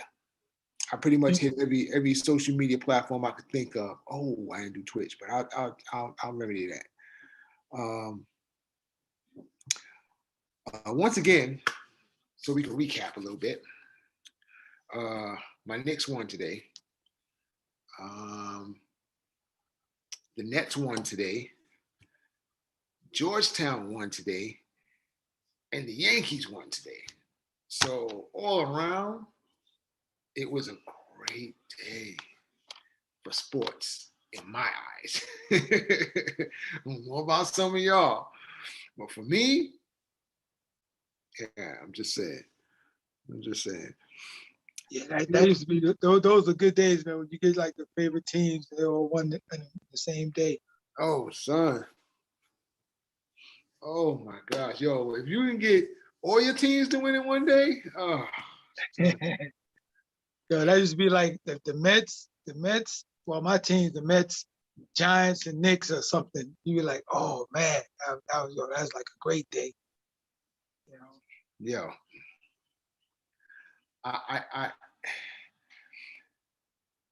you gotta understand me. T knows already. He knows me, bro. I'm a New York team guy. Just have my favorites. You understand what I'm saying? Like, I love the Jets. I mean, I like the Jets. Love the Giants. I like the Mets. Love the Yankees. I like the Nets. I love my Knicks. So, oh, and I like the Devils and the Rain and the Islanders. I just love the Rangers. So I'm a New York guy. Period. You know what I mean? I can watch any New York team. I'm a New York guy. So when Cash be like, "Oh, you're hating on the Nets," no, I like the Nets. I really do. It's you Net fans I can't stand. Okay. Yo, y'all take it from here to here, like in an instant. Hmm. But I do like the Nets. I ain't gonna front. I'm happy for them. I like watching them. My son is a Net fan. Daquan, oh, he's the ultimate Net fan. Yeah, that yo, it's funny that you mentioned that. I just thinking about the times that I got the tickets from Dex that time, and me and Daquan went to the net game. Yeah. Yeah, that was cool. Yo, And that for me, that'll probably be the only time that I'll cause I'm not a Net fan. I don't hate them, but you know, I'm not a Net fan. Um, and it's funny though, because you know you get that question with some people like, yo, how can you if you're a Knicks fan, how can you like the Nets too? It's just that I just don't. I just don't. It's just even watching net games, I can't watch them because it's like the way the broadcast is like the whole scenery is like it just don't look right. You know it don't. You know what I'm saying? I'm so used to watching the Knicks. The net game is like it seems so toyish. it's like watching the Nets in HD or watching the Knicks in 8K. You know what I'm saying? Yo, I swear to you. It's like, yo, bro, it's really like money. Like, like the Knicks network is like money. The network is like, it's you know, changed. yeah, you know what I'm saying? And that's, so it don't have the look. T, this is what I'm saying. Like, do you see how we talking? And we honestly, we just joking. But the Net fans is gonna go crazy. Look, it's already started. Like, come on, bro. Stop. Yo, the chat is wide open. Y'all can hit the chat as much as y'all want. It's wide open right now. So I'm not answering my phone. You can get that up. You know what I mean? But I do. I like the Nets. You know what I mean? The question was asked to me one day that would I celebrate with the Nets if they won the championship? Of course, absolutely. It's New York, bro. Nevertheless, it's just on that. For me, it'll be just the strength of like. Yeah, it's New York. But yo, bro, you know what's crazy though? As much New York until the day I die, and I never thought I ever want to leave here. You know, until I started experiencing health problems and getting older and like, hey, I got to get out of this bad boy. As long as, and I always hated the Lakers, but until LeBron got there, so Knicks fan. Knicks is the only team that I really root for and watch. but I'll watch some Laker games, and that's maybe. Oh, I'll watch Ja Morant. I'll watch those games because I just want to see him like individual in New Orleans. But I'm not watching New Orleans for Zion. I'm watching New Orleans for Lonzo. You know, you know, when I'm watching this stuff. This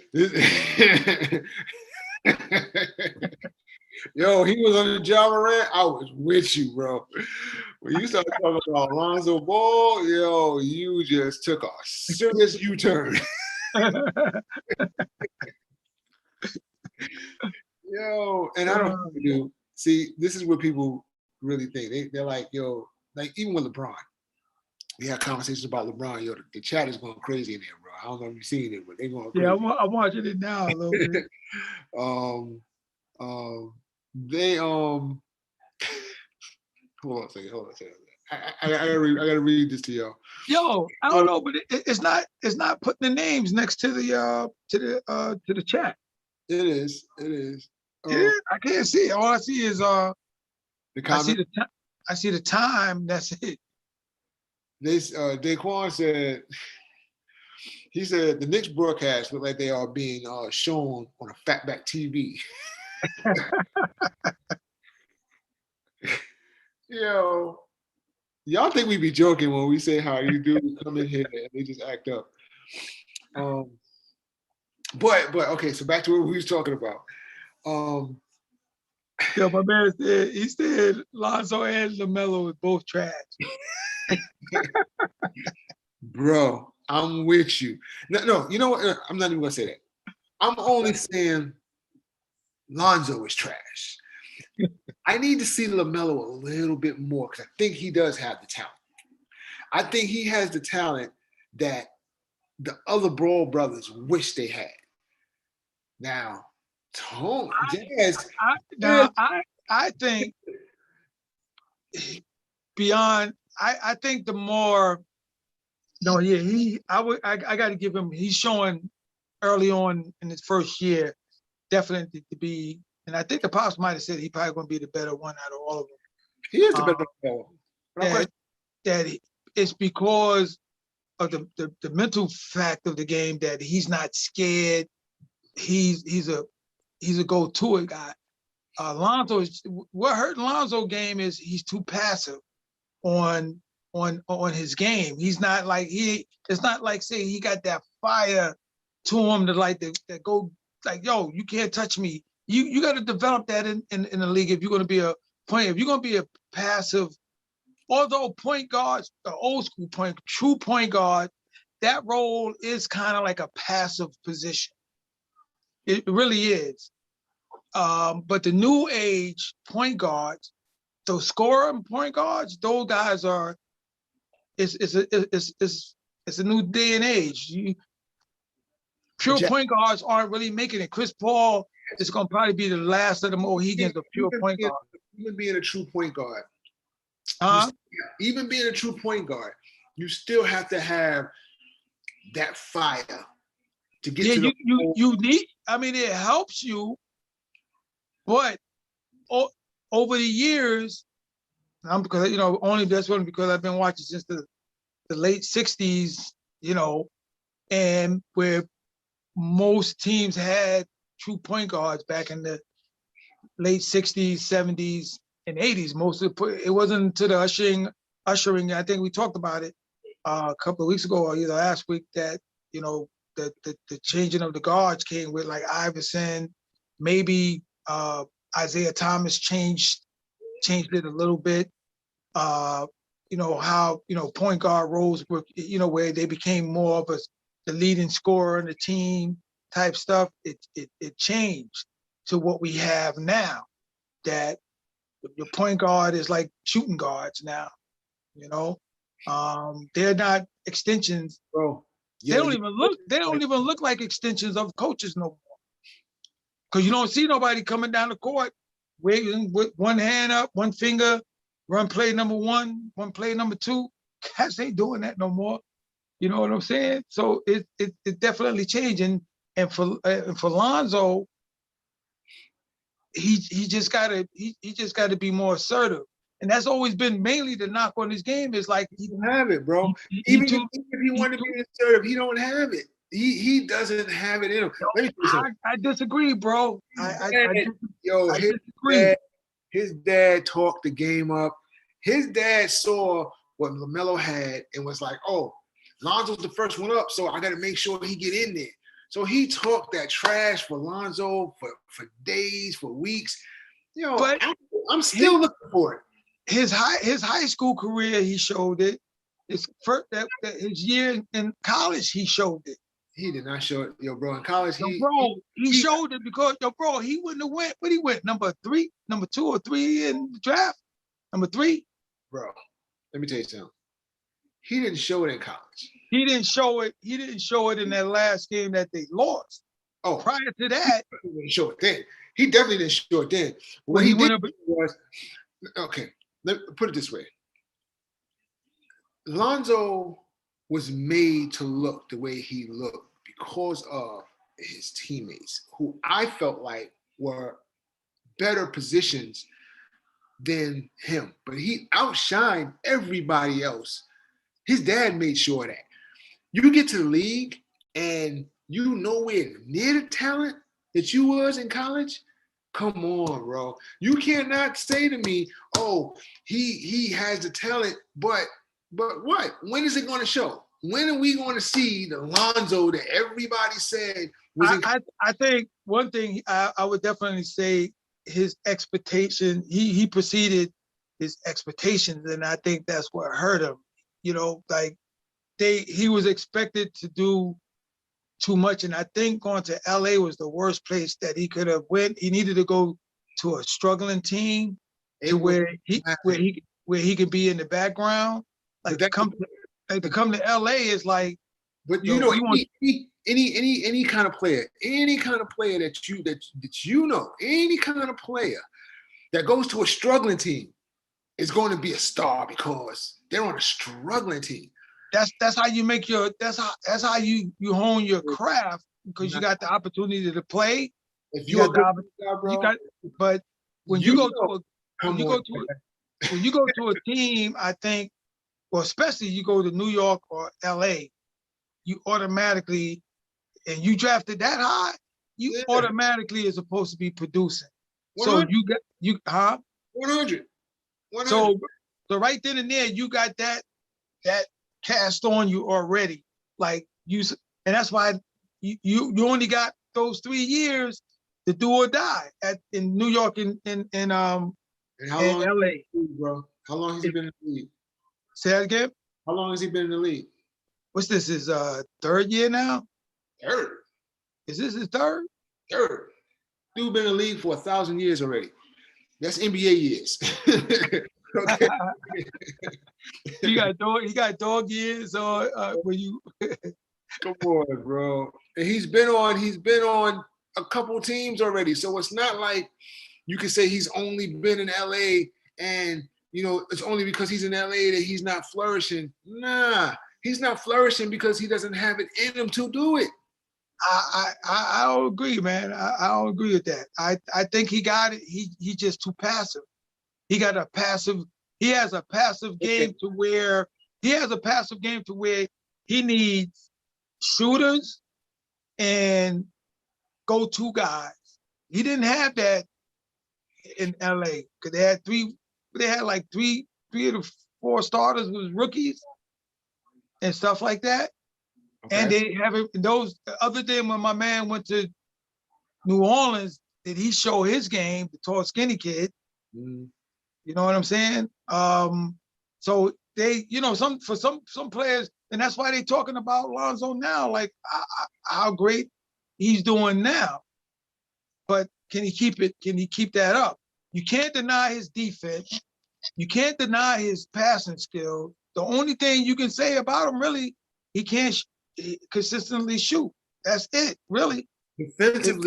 Defensively, you said Lonzo is on point at where he should be at. I'm not even gonna say he's a monster because he's not. He's not. It ain't too many monster defensive non-big men. it ain't really too many that can lock somebody up. It's only a handful in the league. But to be considered as one of your strengths as a player, to be one of your strengths, and it's good to have multiple strengths, is one of them is defense. That's saying something, because just being a great defensive player can keep you in the league. If look, I'm not saying that Ball is not a decent player. Okay, he's decent at best. Did he live up to the hype that his pops put him on? Nowhere near it. I think You say his pops definitely put him in a bad situation, because without question, because now, because that can also hurt your kid, because like, oh shit, now if I'm a bust, bro, now my pops he done big me up. Like, your pops, cool out. Let my games take me to where I need to go. I don't need for you to be hyping me up. Okay, I understand it's about the dollar and getting those. He should have hyped his son up, but not to the extent that he did. And he pushed it to a point where you had to produce at a level so high, you had to be great at what you were doing from day one. He should have been doing his rookie year what Ja Morant was doing in his rookie year. No, I think I won't say that, because they're two different players. Ja Morant is a hype. I'm not talking about he had to play the same. I'm just saying that the level of play should have been the same as what Ja Morant should have been. If you're that player, you went number 3, or was it number 2? But check it out though. Everybody in that class, that maybe like the top 6 or 7, 8 players in that class, all on different teams. That whole class was a bust. That class right there, the top 6, I think all of them are most likely on different teams now. If they're struggling maybe to stay in the league. I agree. So that so they all went higher than probably what they all should have. And that, you know what I'm saying? But this is what I'm saying to you. With everybody, you just like you said, everybody in that class is on different teams. Bust or not, at the end of the day, you had to live up to the level. Yeah, for sure. His pop did mess it up. You know what I mean? I was just responding. Go ahead, say that again. I said for sure, everybody should have been on their level as to how they had gotten drafted. I'm the type of person where I'm hyped when I see a person go drafted a certain, but you still need to show me some things. I'm still, to this day, you can ask my sons, we have this conversation all the time. Still to this day, I'm not sold on Zion yet. Okay? And he's playing well. I'm just not sold on him yet. I wasn't sold since day one. I thought Ja Morant should have went 1. I think Zion should. Yeah. When you turned me on to Ja, I was like, yo, that kid is the truth. I thought he should have went number 1. And if the Knicks got the number 1 pick, I know Zion is quote unquote the crowd drawer, but like Ja is like Mr. Excitement, bro. That dude is, to me, he's as a point guard, a true point guard. He's the truth when it comes down to actually doing what he's supposed to do as a point guard. You know what I mean? Yo, that dude is Chris Paul and what's my man from, used to be at OKC, but he's at Washington now. Westbrook. Who? Westbrook. He Chris Paul and Westbrook wrapped into one. To me, that's that's the ultimate. That's like the ultimate showman right there, man. That should have been. That's according to everybody. Okay, Lonzo Ball should be Ja Morant now. Okay. As much as I like Lonzo, I didn't see that game in him. I just seen him as being a prototypical true point guard. Run the team for the coach. If he got the best thing that happens for him is to have shooters. He'll flourish in an offense that got shooters, like say Miami. Like Miami got shooters, Nah, right? no. He would flourish in those. But you can't, if you're a true point guard, your skills aren't going to show if Nah. you on a team that ain't got shooters. So how are you supposed to know when he does what he does? Like this typically you have, okay, John Stockton wasn't the all-time scorer, whatever the case may be, But but he was probably one of the best true point guards ever. thank you. How? Why?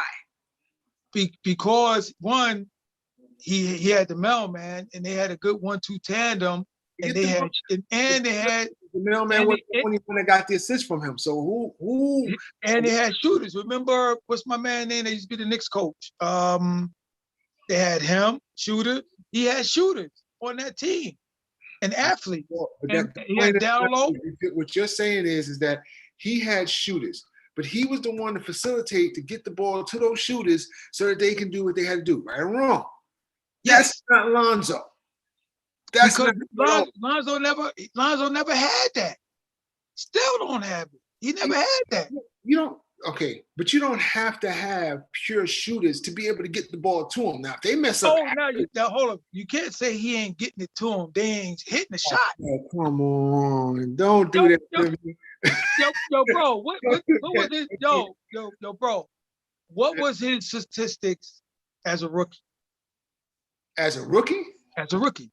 Okay, we're gonna check it out. On a non-shooting team. Which was the Lakers. Yeah. What was his statistic? Okay, we're gonna look that up. His statistics are something like 12, 7, and 7 as a rookie. You hurt my heart right now. now non-ball players aren't doing that, bro, on a non-scoring team. You can't stop. You'll never, I guarantee you'll never find a true point guard with those stats right there. And they'll tell you those are great stats, good stats for a rookie. And mind you, you put that rookie on a non-shooting team, those are great stats for somebody that's a true point guard. You got players today that are great that don't got those numbers. Well, I know for a fact. That's if you want to go by statistics, but to me, statistics don't really mean anything because I agree. It don't really dictate really what you've done and what you're not doing. So that's only if you're going analytically, if you want to go analytically. All right. So hold on a second, bro. Hold on a second. Let me pull it up for you, bro. Let me pull it up for you.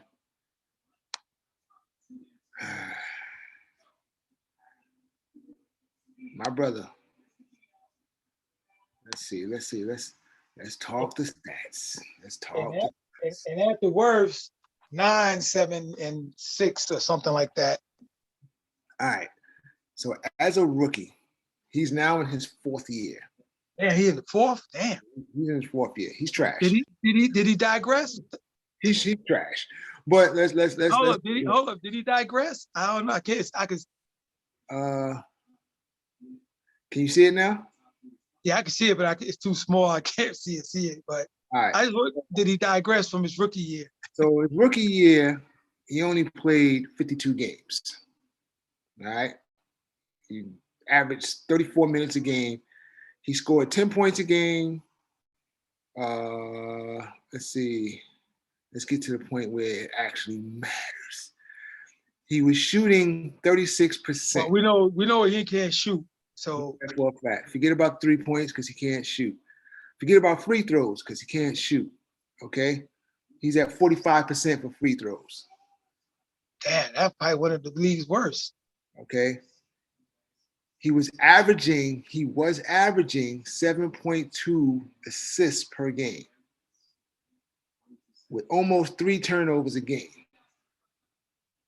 Rookie.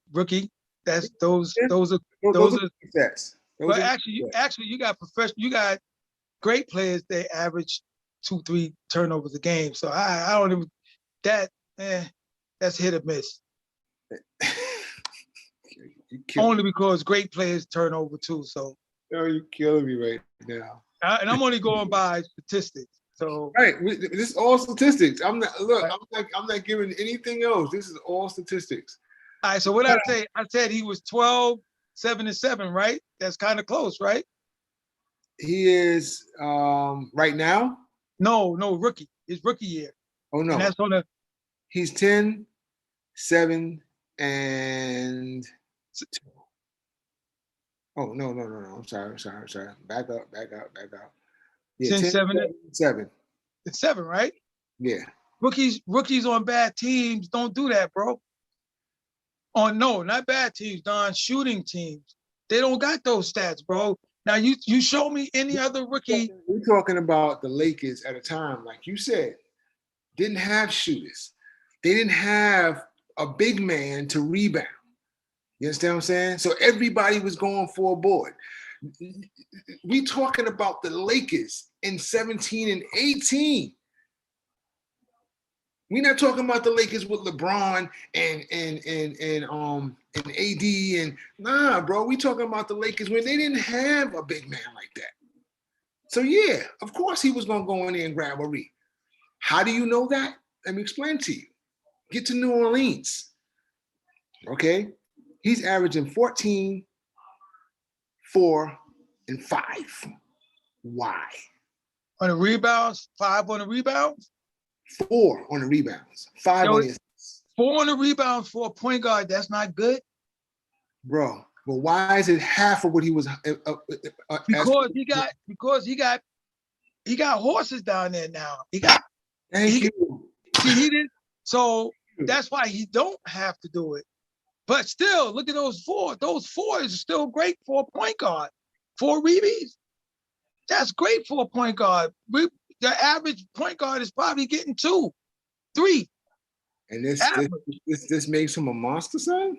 No, I ain't calling him a monster. I'm saying people are putting him in the new category of point guard. He's not that new category of point guard like his brother. His brother is in that category of today's point guard.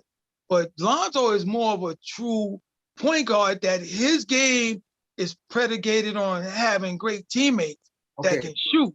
So if he got shooters, guarantee you if he got shooters on his team, a small forward and a shooting guard that shoots, like say at Miami, like them shooters they got. Right. If he got stuff like that, bro, I guarantee you he'll average double assists. He'll average double assists. So let me ask you this. If you was predicated to become one of the elite point guards of the league, and you don't live up to that hype, are you still classified as one of the best point guards in the league? Or no. He ain't nowhere near none of the best. I'm just saying he's a good point guard. And his skill set is made up for being on a team that got shooters. Now, let me give you this point. Okay. I got like say Harden, right? Harden's not a true point guard, but yet him and Westbrook, they both pile up on assists. You know why? They pile up on assists because of the guy coined that the situation. He said they get assists not due to fit or because of what was it? Because of options? No, not options or because I had to call my bro. Me and my brother, we argue about the same situation too about Westbrook and what's the name. They're not getting their point guard their assist on the fact that they're running the team. Right. They're getting their assists because they know most people know they're going to shoot, and if they up on them hard, you're already looking for them to shoot. It's easier for them to pass it off. They get those kind of. That's the reason why they get those high assists, because they which is great for them, and that they aren't true point guards. They're the new age point guard that they can pile up assists, but those assists aren't due through running the offense, because most teams don't. They got their go-to player We run it through this person. But that's like I was saying, they're not coming down the court, run play number one, run play number two, you know, and stuff like that. They're not running teams like that no more. You know, it's totally different on how, you know, like how they're running teams now. That's just my assessment on that. No, I mean, I agree that today's point guard is different from what point guards were. But I think they're better. Today's point guards are better you get more because they can score more.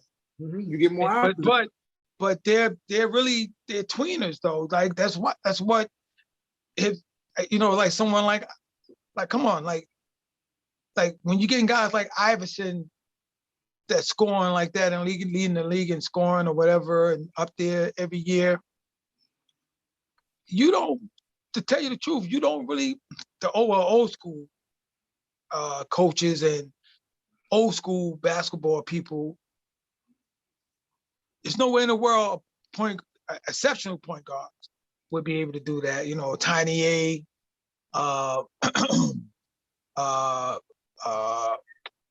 what's my man name? Pistol Pete Maverich, cats like that.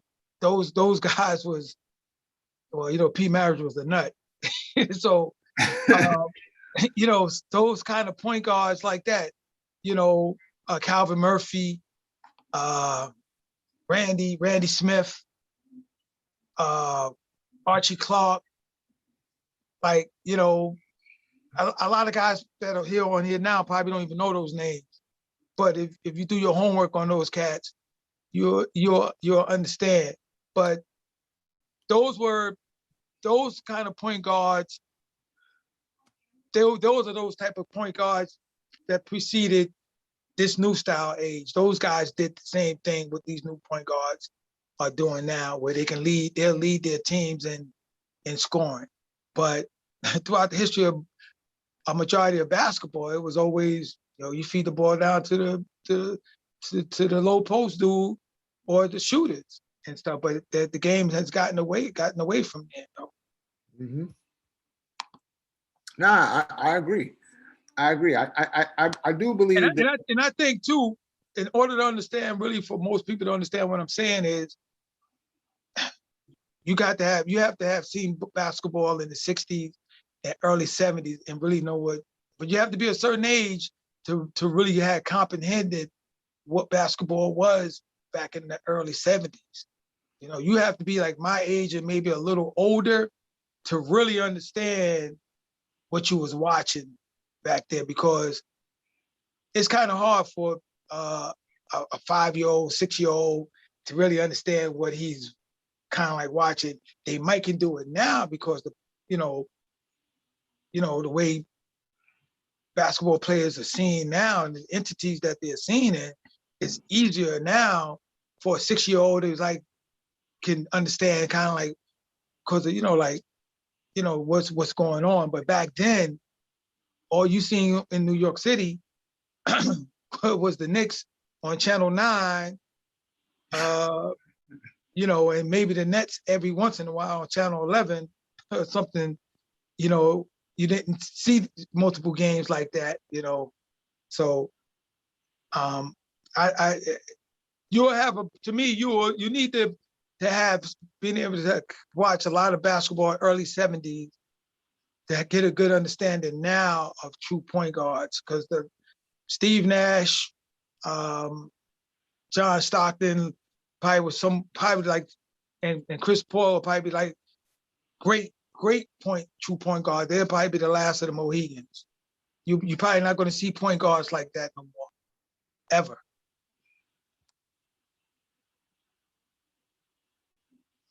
I mean, for me,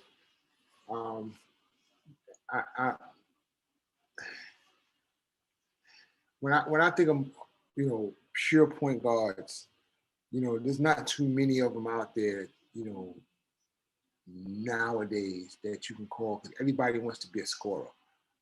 You know what I mean? That's why they, you know, people get misconstrued. When they say point guard, they're saying like these new age point guards.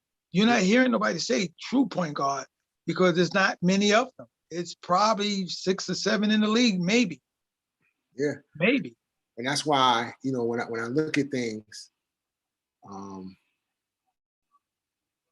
when I look at things, and how a point guard is actually supposed to be. And this is why, you know, when we talk about, you know, point guards, you know, because you're a guy who's come from that background. You know what I mean? That was your forte when, you know, when you play ball or whatever the case may be. Me, I was more on that, you know, power forward, you know, forward, always playing the big guy because of my size and everything. So I understand all aspects, but at the same time, bro, like when we talk about certain players, I don't see it in certain players. I don't see that that pure point guard mentality in Lonzo Ball. I don't see that, you know, and yeah, he scores or whatever the case may be, but it's like that. Pure point guard scoring is just that's just an added plus if you score as a pure point guard. Right. So for me, like Chris Paul, he scores, but he's not the new age point guard, but he's that old school point guard, but he can score. That just elevates your game. I think that's what kept Mark Jackson from being great, because he wasn't a shooter and really like a scorer. nah, you know, but he was the ultimate team runner, like ran the team, extension of the coach. You know, so that's why I was saying, and if you look at here's a good assessment. When you look at probably the top 10 assist leaders, right. Look at the type of games those top 10 guys had.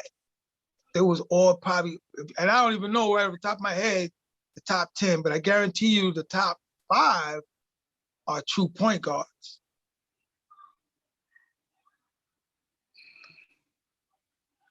And then Harden and Westbrook is gonna, if they stick around long enough, they're gonna be up there in the top.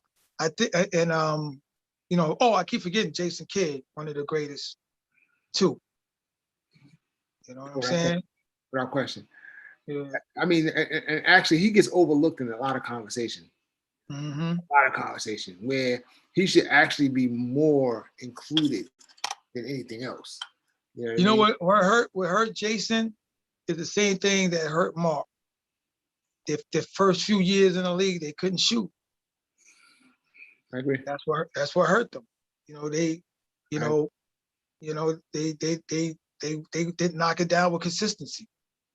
You know, and that's what hurt them. But they can run a fucking team though. You know, and what made them great, they had more so Nash, Stockton, and who else? Mark and Jason, they didn't have shooters. They had playmakers that can finish, and being at and one being probably like a big man or either someone that can, that you can diss off to, and they can maybe hit that little 10-footer, 10 to 15-footer.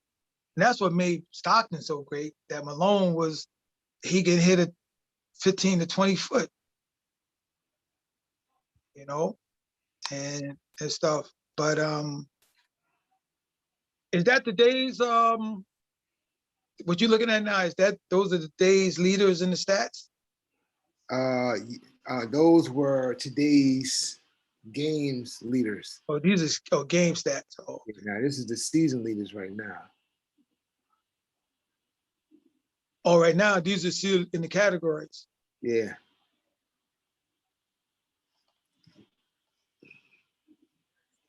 And as quiet as it is, Steph Curry is number 4 in points per game. That's quiet.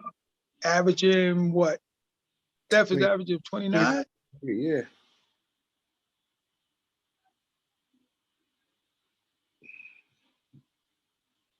That dude is unbelievable. Yo, bro. But he lived up to his college days though. Yeah, he definitely did. He lived up to him. Like he was every bit of the shooter in college, and he's even more so an example of that now.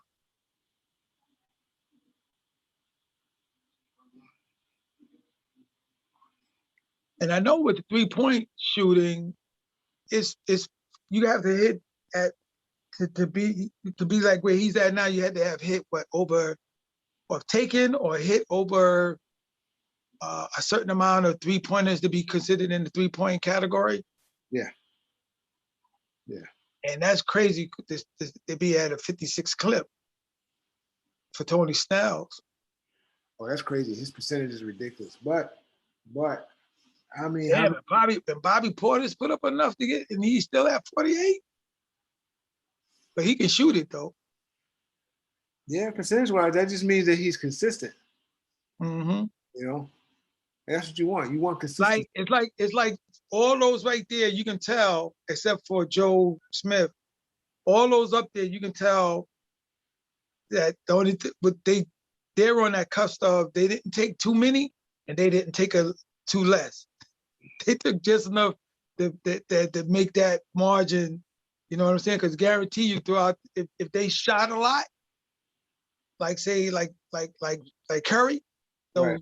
they ain't gonna, you know what I'm saying? Yo, you can get over with you taking 4 or 5 a game and you hit 2 or 3, but what is it like if you taking 10 a game? How many are you hitting? That's right. It's true.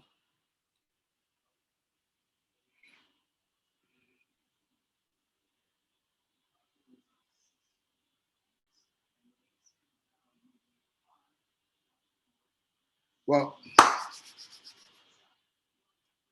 we can go into this all day. We could talk stats all night. But that's pretty much it for the show for tonight. We actually was doing more sport talk tonight, bro. We was in our sport bag tonight. Yo, you know what? I initially before we pre-show, I was thinking about too. I wanted to get into next week. We make it next week. Health, especially what I'm going through lately. I want to talk about job health, especially the type of jobs that we do. And when I know when we started, the saying was 4-year life expectancy after you retire, and then now supposedly it's like 2 years. You know, and I think that's crucial and critical. That it's not enough emphasis on after job health. You know what I'm saying? You know that, yeah, a lot of people see us as just sitting there and not doing anything, but they don't know what the stress level is that we go through. But that's only because we're professional and we make it look easy. But it's not easy, because if it was easy, everybody would be doing it. Especially a job that, you know, you got the opportunity to make what you want. Kind of like if you want to really work hard, you know. But there's pitfalls to that. You know, you're so geared up to do this job because there's a time, you know, kind of like type of job, like, you know, time and attendance is one of the most important things for this job. And it's probably like the least talked about, you know. And you on edge. You on edge of oversleeping and getting the work on time, because there's consequences if you don't.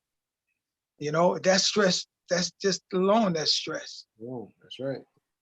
You know? So we'll maybe tap into that next week.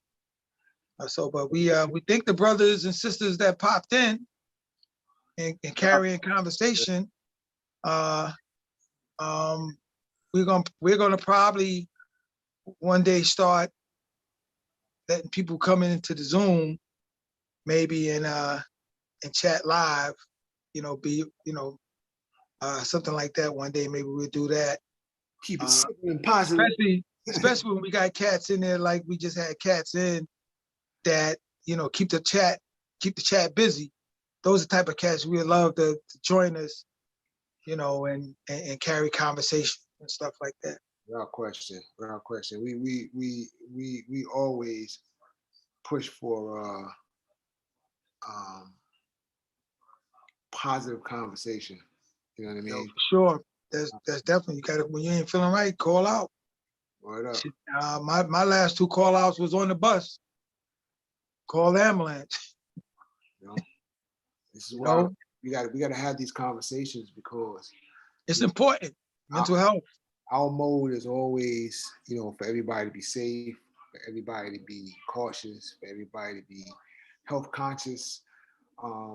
We get on here, we laugh, we joke, man, but Tone and I have always been health first, family first.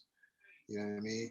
So we definitely have to pull the platform, and spend the day on talking about the needs for self-preservation. When I say that, I mean the need for us to actually just make sure that we're well taken care of. It's good to go to work.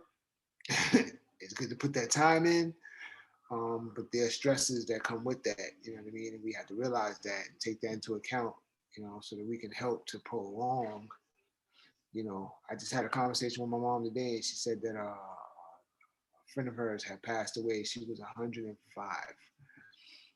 walking around in high heels like nothing. Like younger people couldn't even do it. You know what I mean? And it just shows how she took care of herself. You know what I'm saying? So yeah, we have to, push the issue of, health reform for ourselves. Please, let's talk about that next week, man.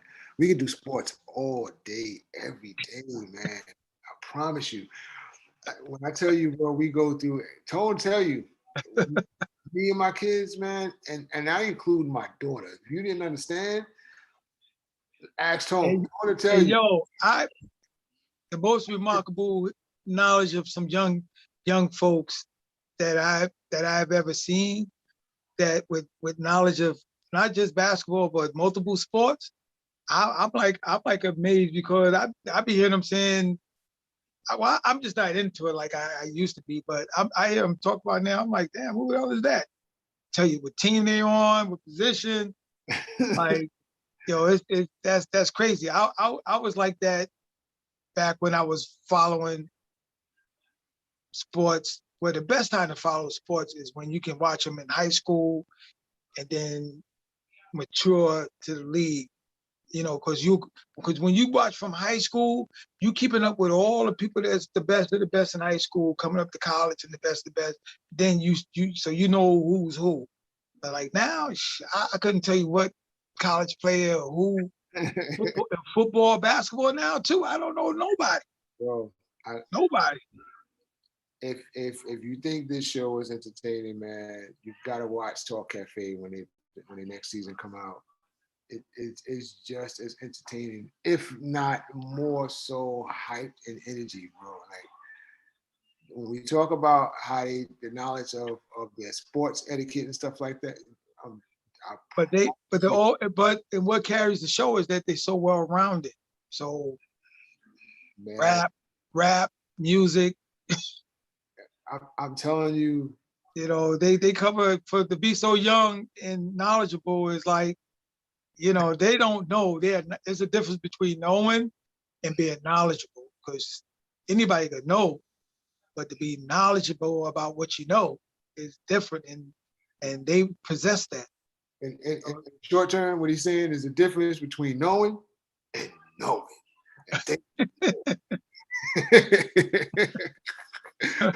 You know, Yeah. yo, we appreciate y'all for coming through, man. You know, Hey, in DC, yeah, I seen a couple of the episodes.